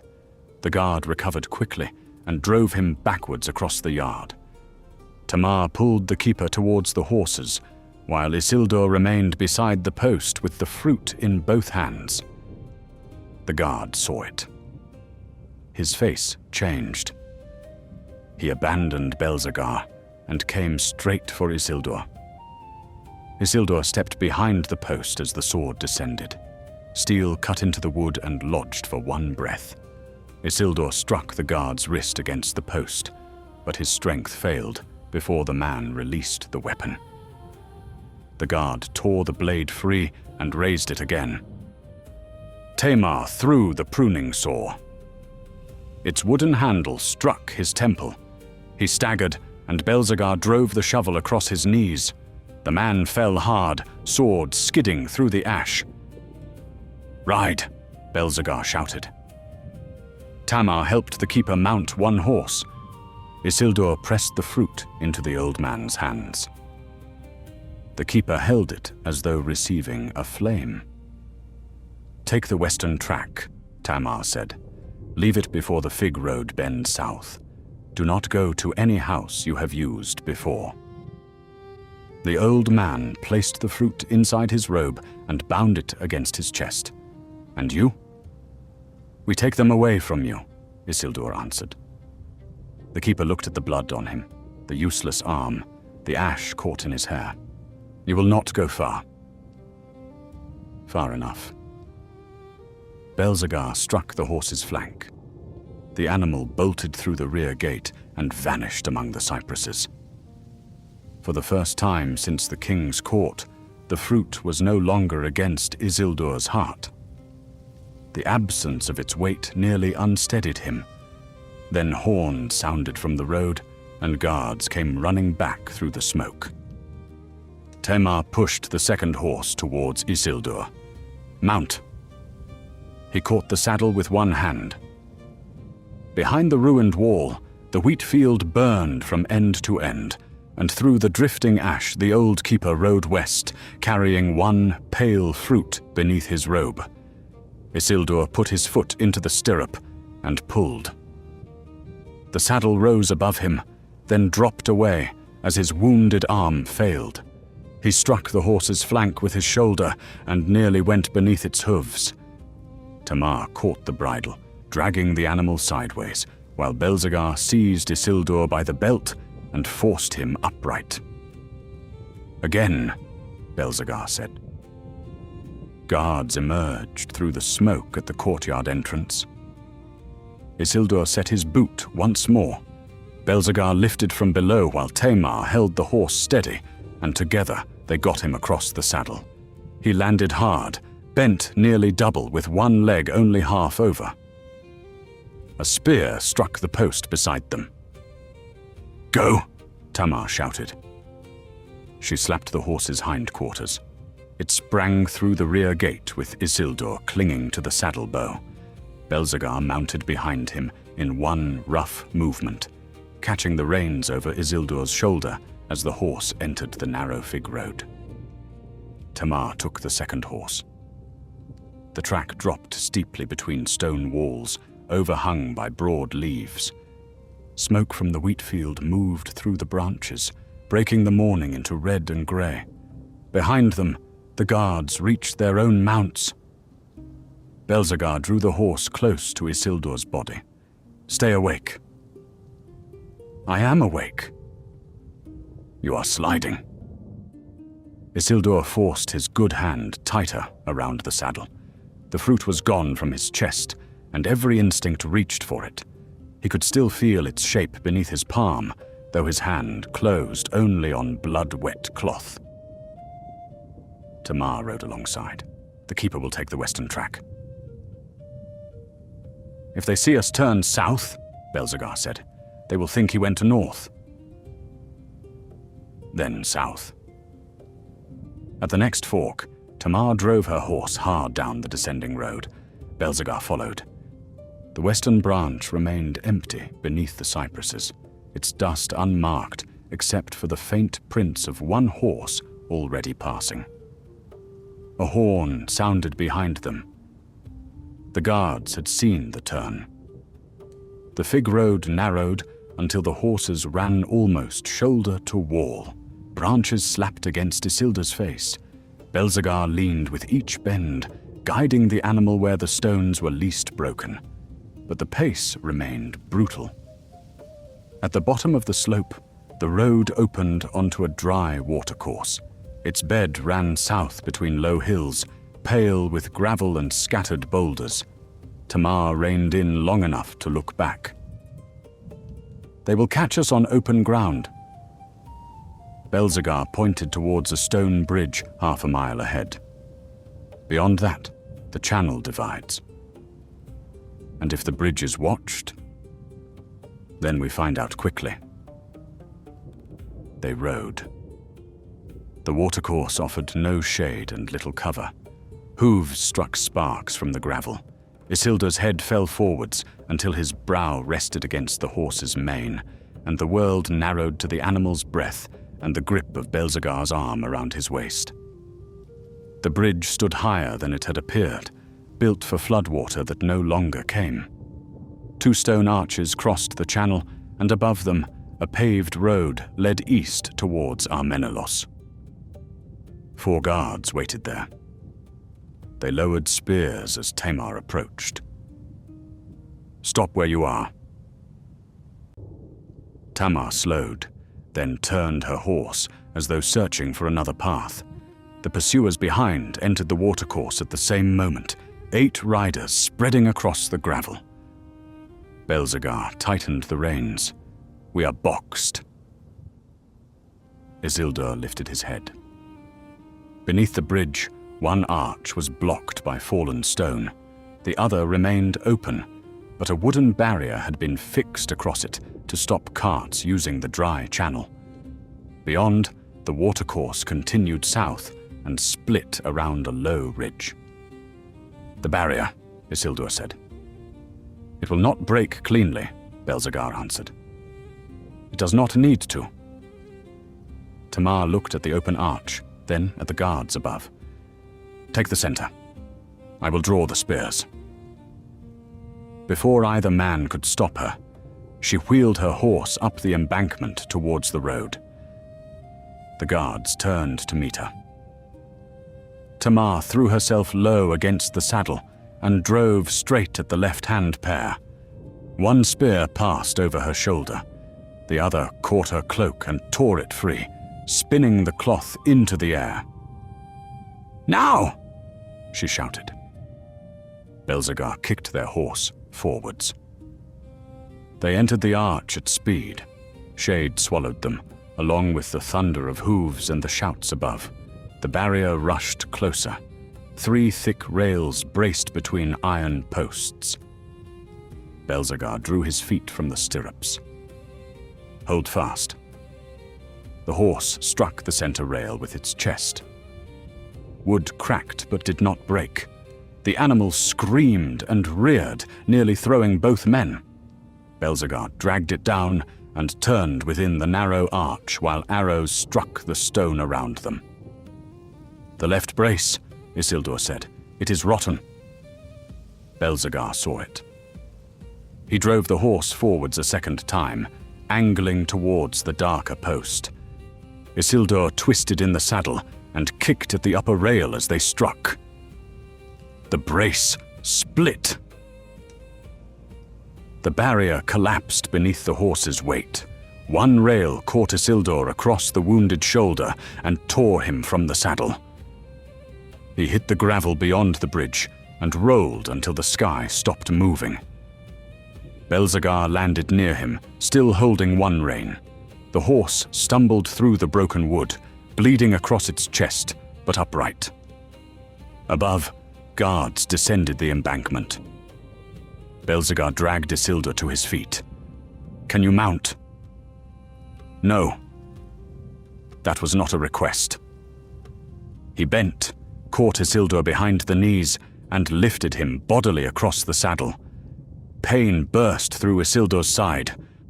His mouth filled with blood where he bit his tongue. Tamar appeared from beneath the second arch. Her horse was gone. She ran with one sleeve torn and a spear cut along her temple, blood crossing her cheek. "Take my hand," Belzegar called. She caught the rear of the saddle and swung up behind him, just as the first guard cleared the broken barrier. 3 people crowded the wounded horse. It staggered, found its footing, and began to run. The watercourse divided ahead. Belzegar chose the eastern branch. Tamar struck his shoulder. West. The keeper went west. Exactly. They will expect us to protect his trail. Isildur forced the words out. East. Tamar stared at him. We take them towards the city, he said. No one carrying the fruit would do that. Belzegar understood. He turned the horse east. The guards followed. The branch curved back towards the low country beneath Armenelos, where vineyards, workshops, and scattered farms crowded the land outside the city. Smoke from the burning wheat drifted across the plain behind them. Ahead, the towers of the capital rose larger with every bend. Tamar looked over her shoulder. 6 still following. Where did the others go? Belzegar asked. Back to the western road. Isildur's body went cold.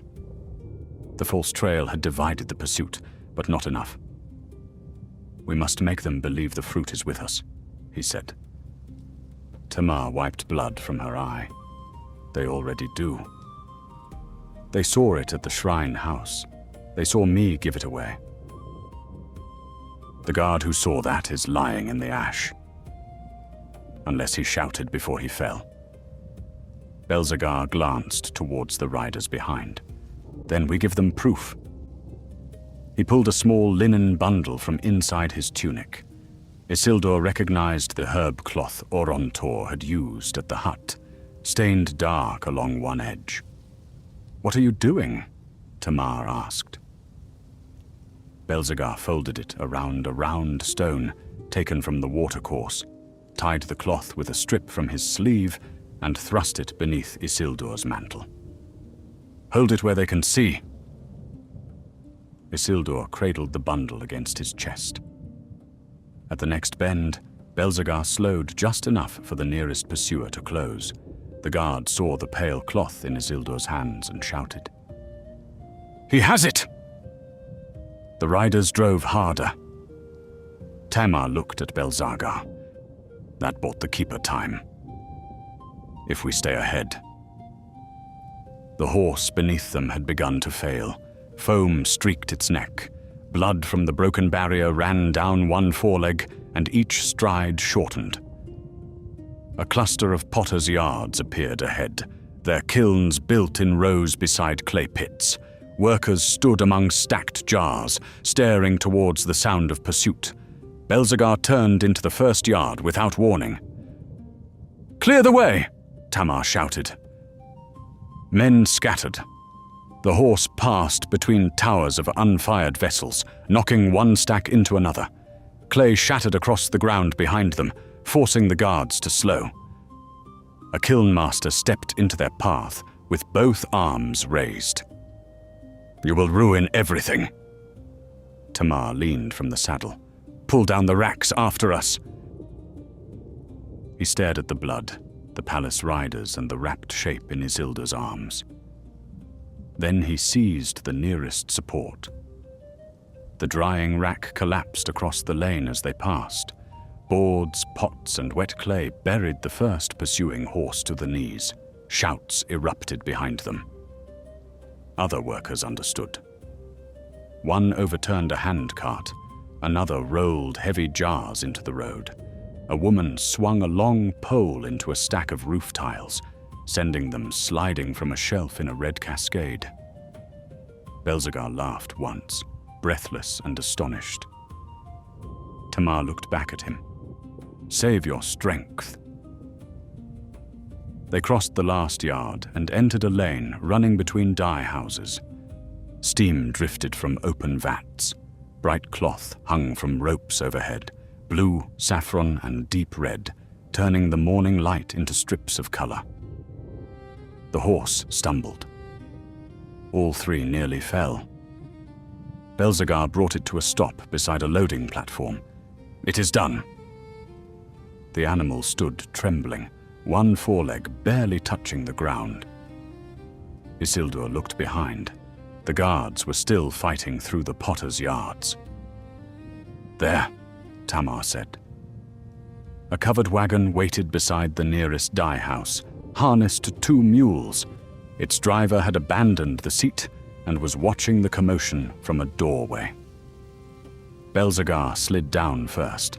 Tamar followed, then reached for Isildur. He could not move. His fingers remained locked around the false bundle. His legs had gone numb below the knees. "Isildur," Tamar said. He looked at her but did not understand the urgency in her face until a horn sounded at the end of the lane. "Aho-ho-ta!" Belzegar climbed onto the loading platform and pulled Isildur sideways from the saddle. Together, he and Tamar carried him to the wagon and laid him among folded lengths of dyed cloth. The driver finally found his voice. "That is mine." Belzegar thrust the reins into his hands. "Then drive it." "Ka. To where?" "Away from the king's men." The driver looked towards the approaching guards. His face changed. He climbed onto the seat. Belzegar and Tamar jumped into the rear as the wagon lurched forwards. Cloth spilled around them in heavy folds, crimson, gold, and blue. Isildur lay upon it with the false fruit pressed against his chest, while Tamar pulled a dark length over his body. Through the open back of the wagon, he saw the wounded horse standing alone in the lane. The guards reached it and stopped. One pointed towards the wagon. The driver snapped the reins, and the mules broke into a run towards the lower gates of Armenelos. The wagon gathered speed upon the descending lane, wheels hammering over joints in the paving. Bolts of cloth slid with every turn, covering Isildur to the chin and then falling away again as Tamar fought to keep him hidden.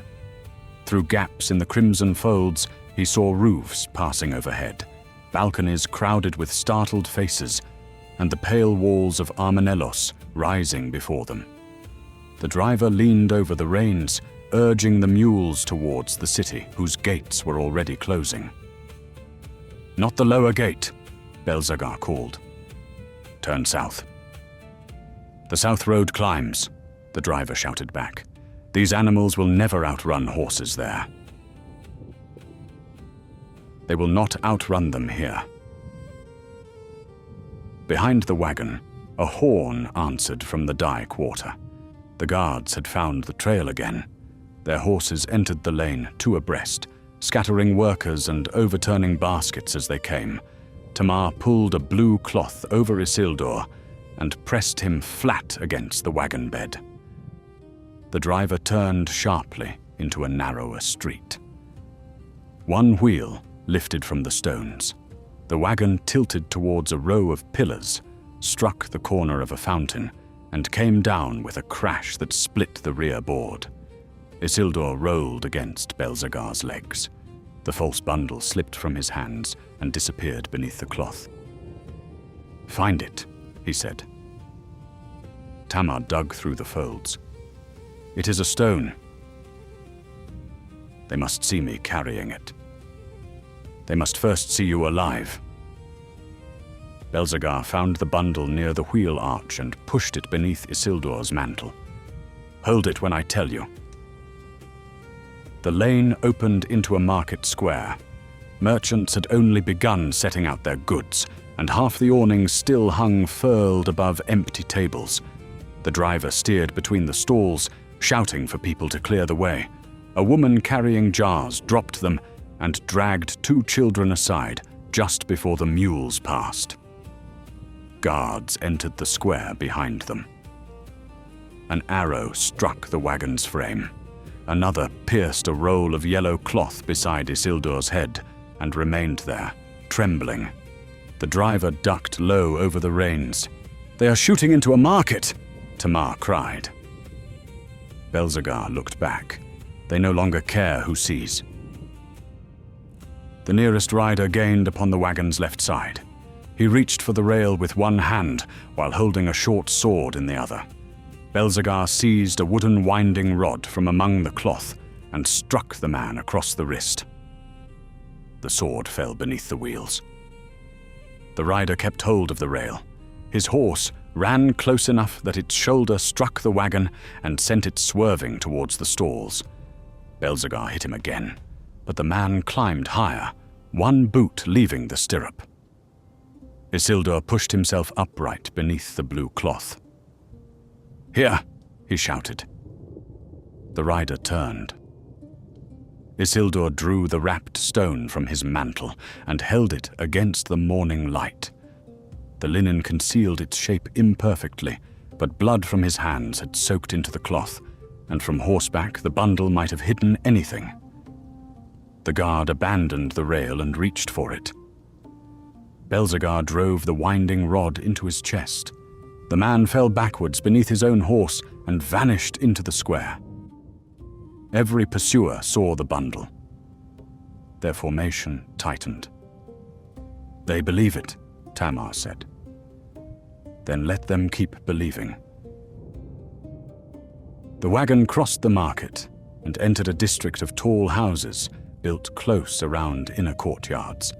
Here the streets twisted without order, narrowing beneath bridges that linked upper rooms across the way. Laundry lines, carved balconies, and projecting roofs turned the road into a tunnel of timber and stone. Belzegar pointed ahead. There is a covered cistern 3 streets east. A passage beneath it leads outside the old wall. The driver looked over his shoulder. That passage was closed years ago. So was the conduit beneath the palace. Isildur heard the words through a haze. The color had begun draining from the street, leaving only sharp edges and white light. He tightened his grip on the false bundle until its stone center hurt his palm. Tamar touched his face. "Look at me." He did. "Do not close your eyes, or..." "I am looking." "Then tell me what you see." "A woman giving orders." "Good. Be angry with me." "I have been trying." The wagon struck another turn. A spear flew over the driver and lodged in the front board.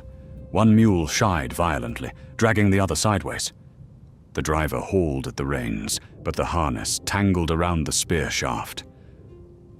The wagon slowed. Guards closed from behind. Belzegar climbed onto the front board and broke the shaft with the winding rod. The frightened mule kicked against its traces, nearly tearing the harness loose. The driver leaned down, trying to free the leather. "Leave it," Tamar said. "Cut the traces. There. We lose the wagon. We are losing it already." Belzegar drew a knife from the driver's belt and severed the tangled straps. The injured mule broke free and bolted into an alley. The remaining animal lurched forwards alone, dragging the wagon with desperate, uneven strides. The guards gained at once. A rider came alongside the rear. Tamar seized the arrow buried in the yellow cloth, tore it free, and drove its point towards his horse's bridle. The animal swerved away before she touched it, carrying the man into a stone trough. Another rider replaced him. Belzegar met the guard's blade with the winding rod. Wood splintered under the first strike.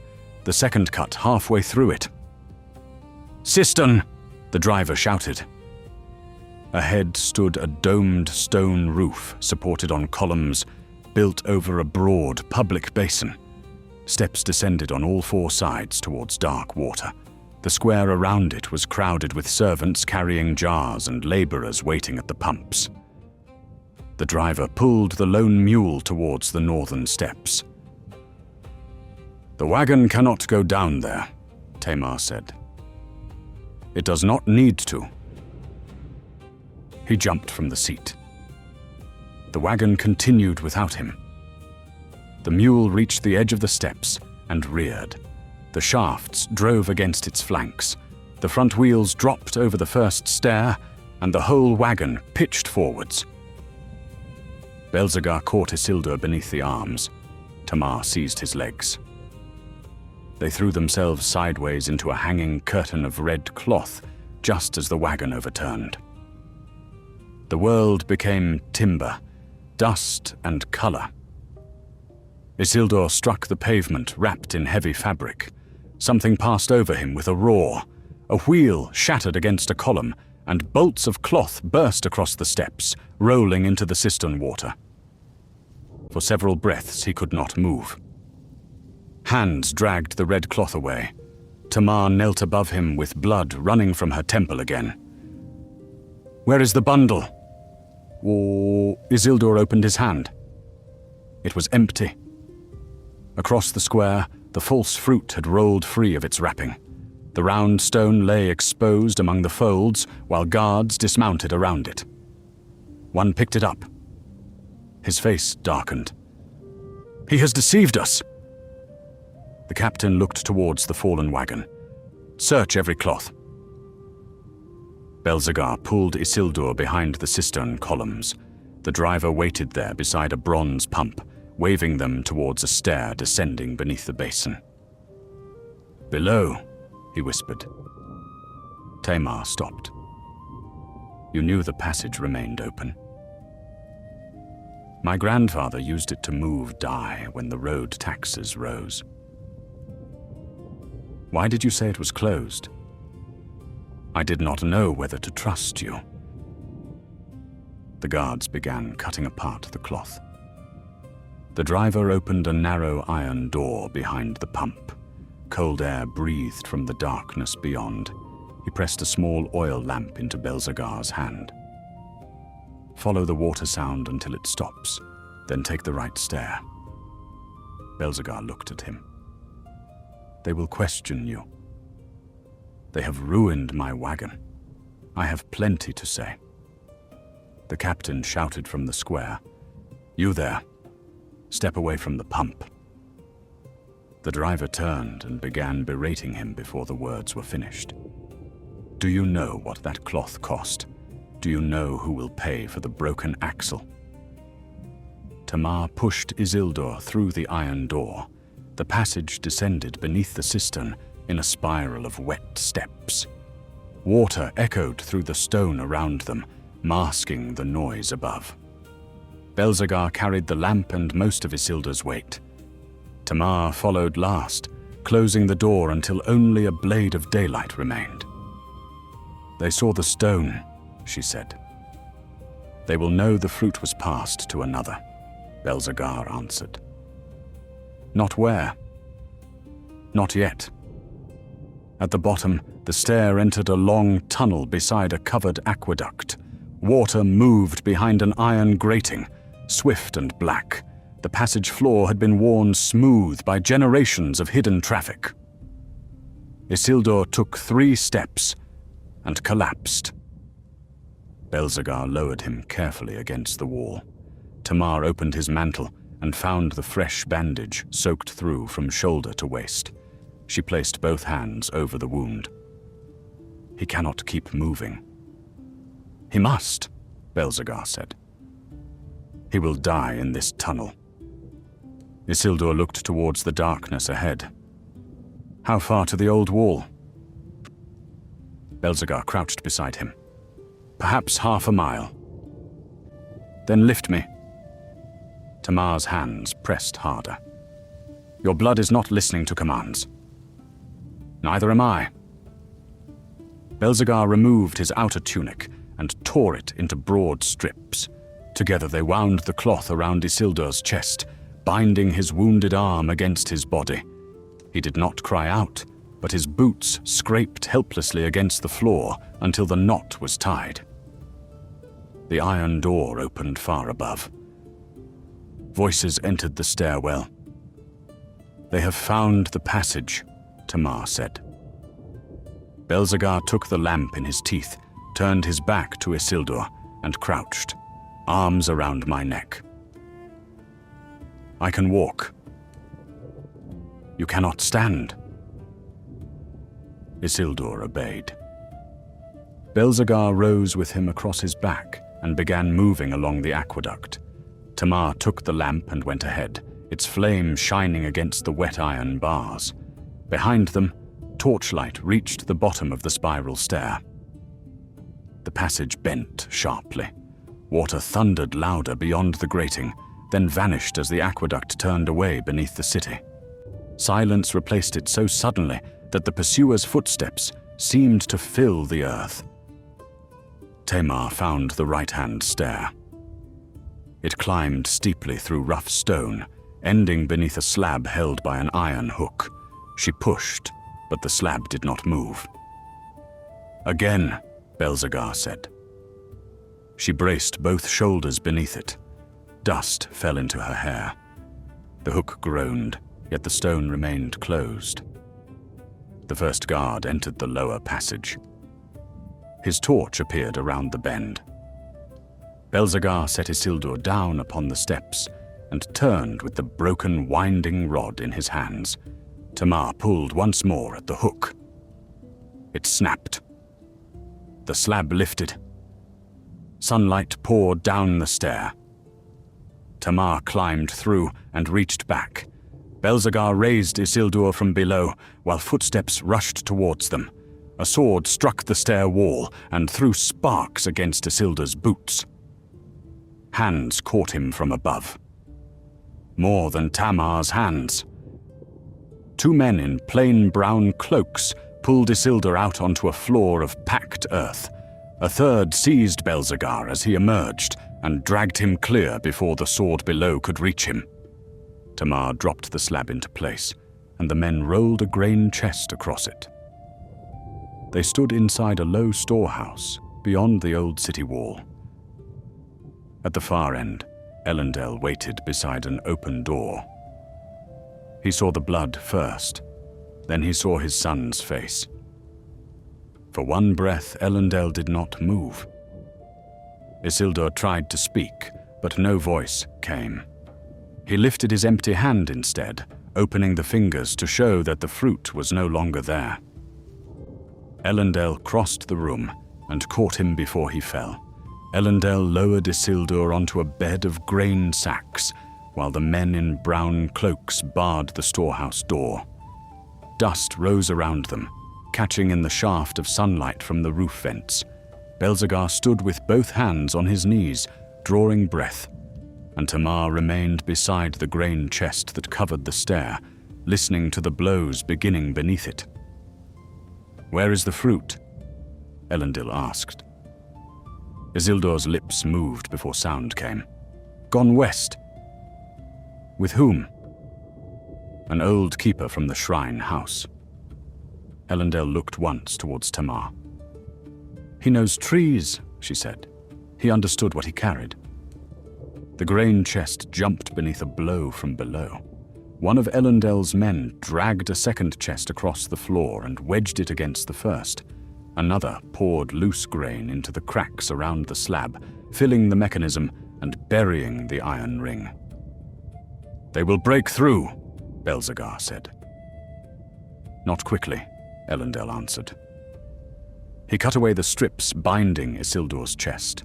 The linen beneath had become one dark mass, stuck to skin and cloth alike. When Elendil lifted it, blood welled from the wound and ran across Isildur's side.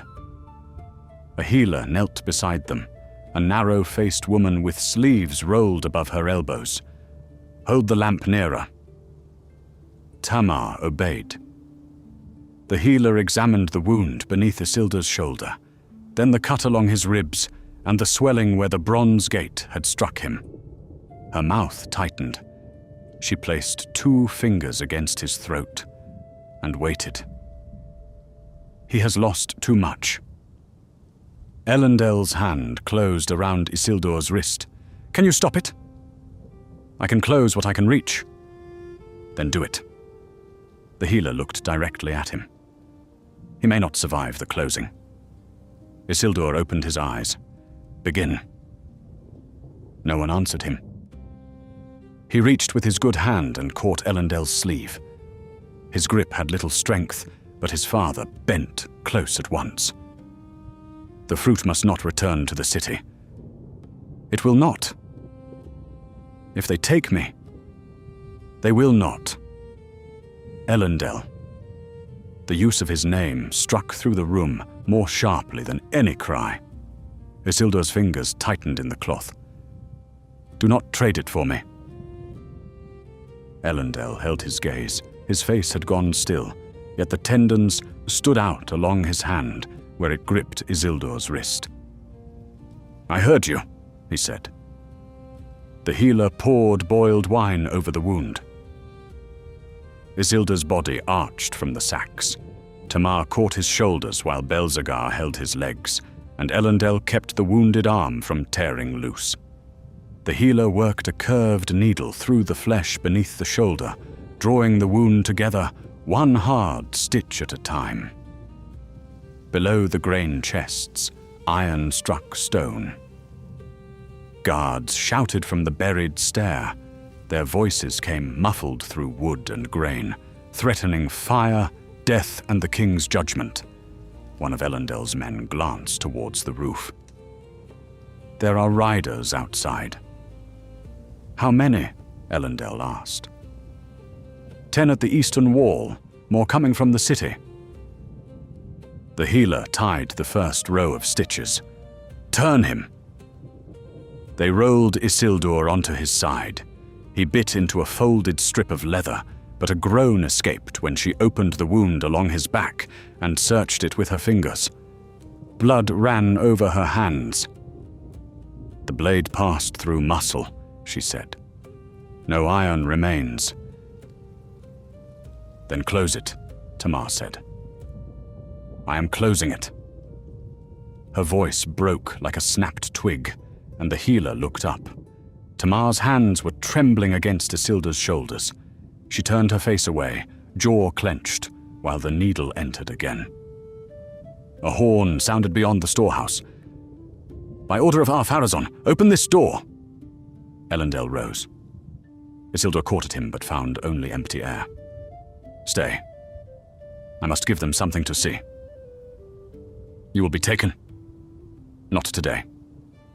Elendel drew his cloak over the dust and blood on his tunic, then went to the door with 2 men beside him. Before opening it, he looked back at Isildur. Finish the work, he told the healer. The door swung outward. Morning flooded the storehouse. Through the gap, Isildur saw mounted guards filling the yard, shields bright beneath the sun. Their captain sat upon a black horse, his sword bare across the saddle. Elendel, the captain said, stand aside. You are searching my grain store. We are searching for your son. Then you have chosen a strange place to look. The captain's gaze moved past him into the dimness. Belzegar pulled a tarred cloth across Isildur's body, while Tamar overturned baskets around the sacks, burying the bed beneath common stores. Blood leads to this building, the captain said. A man was injured unloading grain. 3 witnesses saw Isildur enter the old city quarter. Then search the old city quarter. The captain dismounted. Elendel did not move from the doorway. You will admit us, the man said. You have no warrant bearing the king's seal. Sauron's word is seal enough. The yard went silent. Elendel's face changed then, only slightly, but the captain's hand shifted upon his sword. This house belongs to Numenor, Elendel said. Speak the king's command or leave my threshold. The captain struck him. The blow came with the back of a mailed hand and opened Elendel's lip. He did not step aside. Blood touched his mouth, and he wiped it away with one thumb. Inside, Isildur fought to rise. Mamutrata! Belzegar pressed him down. Do not undo all of it now. They struck him. He knew they would. The captain raised his hand again. A rider galloped into the yard before the blow fell. His horse was lathered, and ash marked his cloak. "My captain," he called, "a message from the western road." The captain turned. A keeper was seen riding alone beyond the fig country. He fled when challenged. Every muscle in Isildur's body tightened. "Carrying what?" the captain demanded. No one saw. 2 riders have gone after him. The captain looked back at Elendil. Suspicion remained in his face, but the direction of the hunt had changed. "Search this place," he ordered 4 men. "The rest ride west." The guards dismounted. Elendil stepped farther into the doorway. "You will not enter." The captain drew his sword. Before either man moved, smoke began rising beyond the northern wall. Thick and black, it climbed above the storehouse roof and rolled towards the yard. A bell sounded from the city. Then another. One of the guards looked back towards Armenelos. "The Dye Quarter." A second rider came through the gate. "Fire in the lower streets. The market awnings have caught. They are calling every patrol within reach." The captain swore. His men shifted uneasily, looking from the smoke to the western road, and then to Elendil standing before the door. Duty had divided into too many directions, and fear chose the loudest. "2 stay," the captain said. "The rest with me." He mounted and rode out with most of the guard behind him. The 2 who remained took positions across the yard, unwilling to cross Elendil alone. The storehouse door closed. Elendil returned to Isildur's side. The healer had finished the stitches. Fresh bandages crossed his chest and shoulder, clean for the moment. His skin had taken on the color of ash, and sweat lay cold across his brow. "They know the keeper went west," Tamar said. Elendil nodded. "Then he must turn before the Fig Road reaches the coast." "He knows. Knowing may not be enough." Belzegar pushed himself upright. "I can go after him." "You cannot outrun mounted guards on foot," Elendil said. "There are horses beyond the north wall. And 2 guards in the yard." Tamar looked towards the roof vents. "Not beyond the roof." They followed her gaze. A ladder leaned against the inner wall, reaching the beams. Above it, one section of tiles had been removed for repairs and covered only with canvas. Tamar took the ladder before anyone could stop her. Belzegar caught her arm. "You have done enough." "So have you. That is why I know what it looks like." She pulled free. "The keeper carried the fruit because we asked him. I will not leave him alone with riders behind." Elendil looked from her to Belzegar. "There is a farm track north of the wall. Take it west until you reach the stone wells. If the keeper is still on the Fig Road, turn him south towards the old estates." "And Isildur?" Tamar asked. Elendil glanced down. Isildur's eyes were closed now. His breathing came shallow beneath the bandages, each pause lasting long enough to draw everyone's attention. "He stays with me." Tamar climbed the ladder. Belzegar followed, despite the blood drying along his arm. One of Elendil's men pulled aside the canvas, and sunlight poured through the opening. The 2 disappeared onto the roof. Moments later, shouting rose in the yard. A tile shattered. One guard called for the gate while the other ran beneath the eaves. Then hooves sounded beyond the northern wall. Fast, receding westward. Elendil sat beside Isildur and placed one hand over his son's. The storehouse settled around them, full of grain dust, blood, and distant bells. Hours later, when the light had moved from the doorway to the far wall, Tamar returned alone. Mud covered her clothes to the waist. A cut crossed her cheek, and she carried Belzegar's torn sleeve knotted around one hand. Elendil rose before she spoke. "He reached the old estates," Tamar said. "Belzegar led the riders away at the stone wells. The keeper crossed the riverbed unseen. And the fruit, planted." The word entered the room quietly. Tamar opened her hand. Within it lay a small clod of dark earth, damp and fragrant, caught in the folds of Belzegar's sleeve. "The gardener set it beneath shelter before the riders came," she said. "He will move the seedling when it is strong enough." Elendil looked towards the bed of grain sacks. Isildur had not woken. Outside, the smoke over Armenelos deepened, and far within the city, men were preparing the axe for Nimloth. Isildur woke after nightfall with the taste of iron in his mouth and the sound of axes far away. At first, he thought the blows came from beneath the storehouse floor. He tried to rise, believing the guards had returned to break through the blocked stair. But Elendil's hand pressed him back against the grain sacks. A lamp burned low beside them. Its flame wavered whenever the barred door shook in the wind. "Lie still," Elendil said. Isildur searched the dim room. Tamar slept seated against the wall, her head bowed over folded arms. The healer was washing blood from her needle in a basin. Belzegar was nowhere in sight. "The fruit." "Planted." Isildur closed his eyes. The word did not bring rest.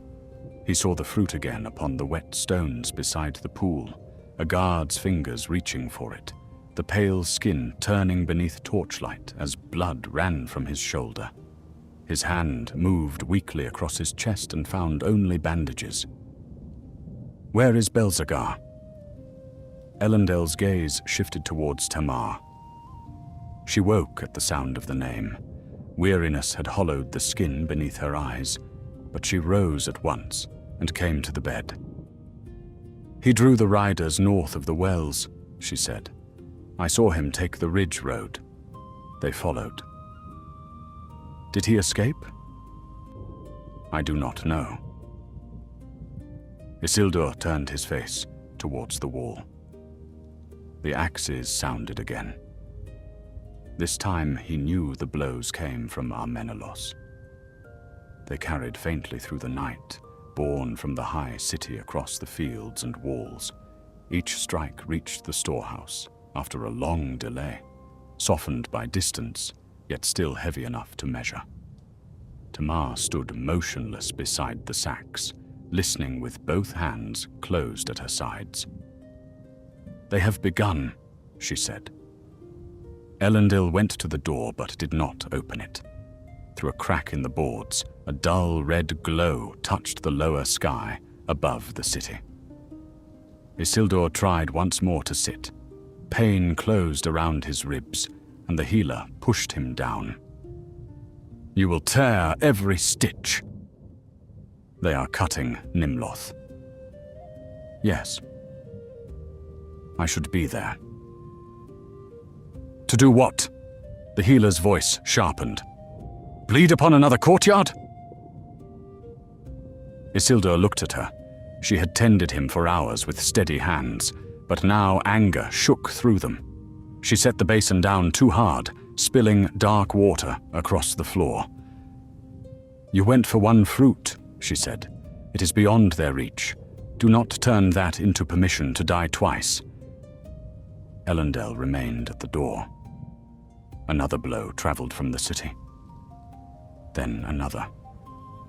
The intervals between them shortened. Isildur counted without choosing to. 7, 8, 9. After the 12th, a long silence followed. Tamar crossed to the western wall and lifted the shutter by one finger. "There is movement on the city road." Elendil joined her. Torches descended from Armenelos in a winding line. At first they appeared to be a procession, too ordered for patrols, with men walking before and behind a broad wagon. As it came nearer, the night air changed. a smell reached the storehouse, bitter and green, the scent of fresh-cut wood carried over dust and smoke. Isildur's breath caught. "They are taking it to the temple," Elendil said. No one moved. The wagon passed beyond sight behind the northern wall, but its wheels continued to sound upon the road. The guards with it sang in low voices, the words lost at that distance. Once, above their chanting, a branch scraped across stone. Isildur's fingers dug into the bedding. Tamar closed the shutter. Hours later, a red light rose over Armenelos. It grew without haste, staining the underside of the clouds and sharpening the black outline of the city. Smoke spread above the towers in one broad mass. The great temple could not be seen from the storehouse, but its fire marked the sky. Isildur lay awake beneath it. No one spoke of Nimloth burning. The smell came at last, mixed with oil, resin, and the heavier smoke of sacrifice. Tamar covered the lamp, though there was no danger of its small flame being seen against that glow. Near dawn, footsteps sounded outside the northern wall. Elendil's men took up their weapons. The healer moved between Isildur and the door, while Tamar seized the pruning saw she had kept through every mile of the flight. A hand struck twice against the boards, paused, then struck once more. Tamar's face changed. "That is Belzagar." The bar lifted. Belzagar entered, leaning upon the shoulder of a young man in a torn stable tunic. Blood had dried from Belzagar's ear to his collar, and one side of his face was swollen. The stable boy from the palace stumbled beside him, his wrists marked by rope. For a moment, Tamar stared at them both. Then she crossed the room and struck Belzagar across the chest with both hands. He grunted and nearly fell. "You fool! I had a horse for part of it. You were followed. Not after the quarry pits." The stable boy looked past them and saw Isildur awake upon the sacks. His face crumpled with relief before he mastered it. "They said you had died," he whispered.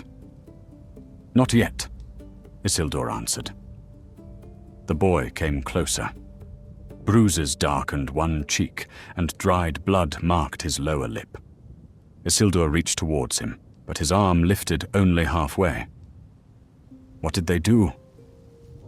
The child looked down, asked about the gate, the horse, where you went. "And what did you tell them?" "That Merith bites strangers." Belzagar gave a tired breath that might once have become laughter. Tamar rounded on him, but the sound died before any warmth could break the room's stillness. Elendil closed the door and barred it again. By morning, the fire over Armenelos had sunk to a dark pillar of smoke. Isildur's fever rose with the sun.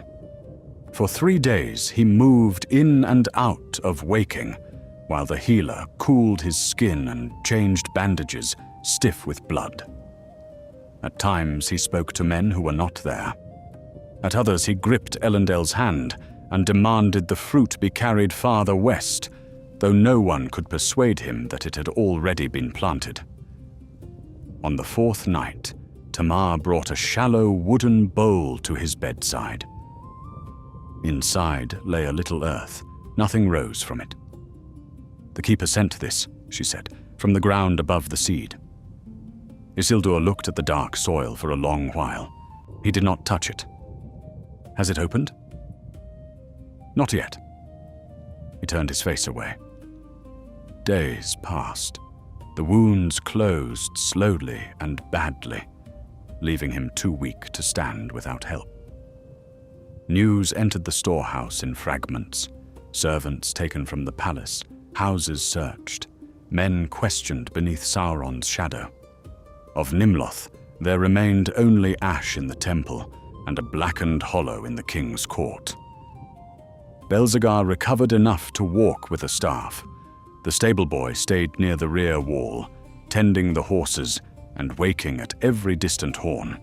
Tamar came and went by hidden roads, carrying messages beneath baskets of grain.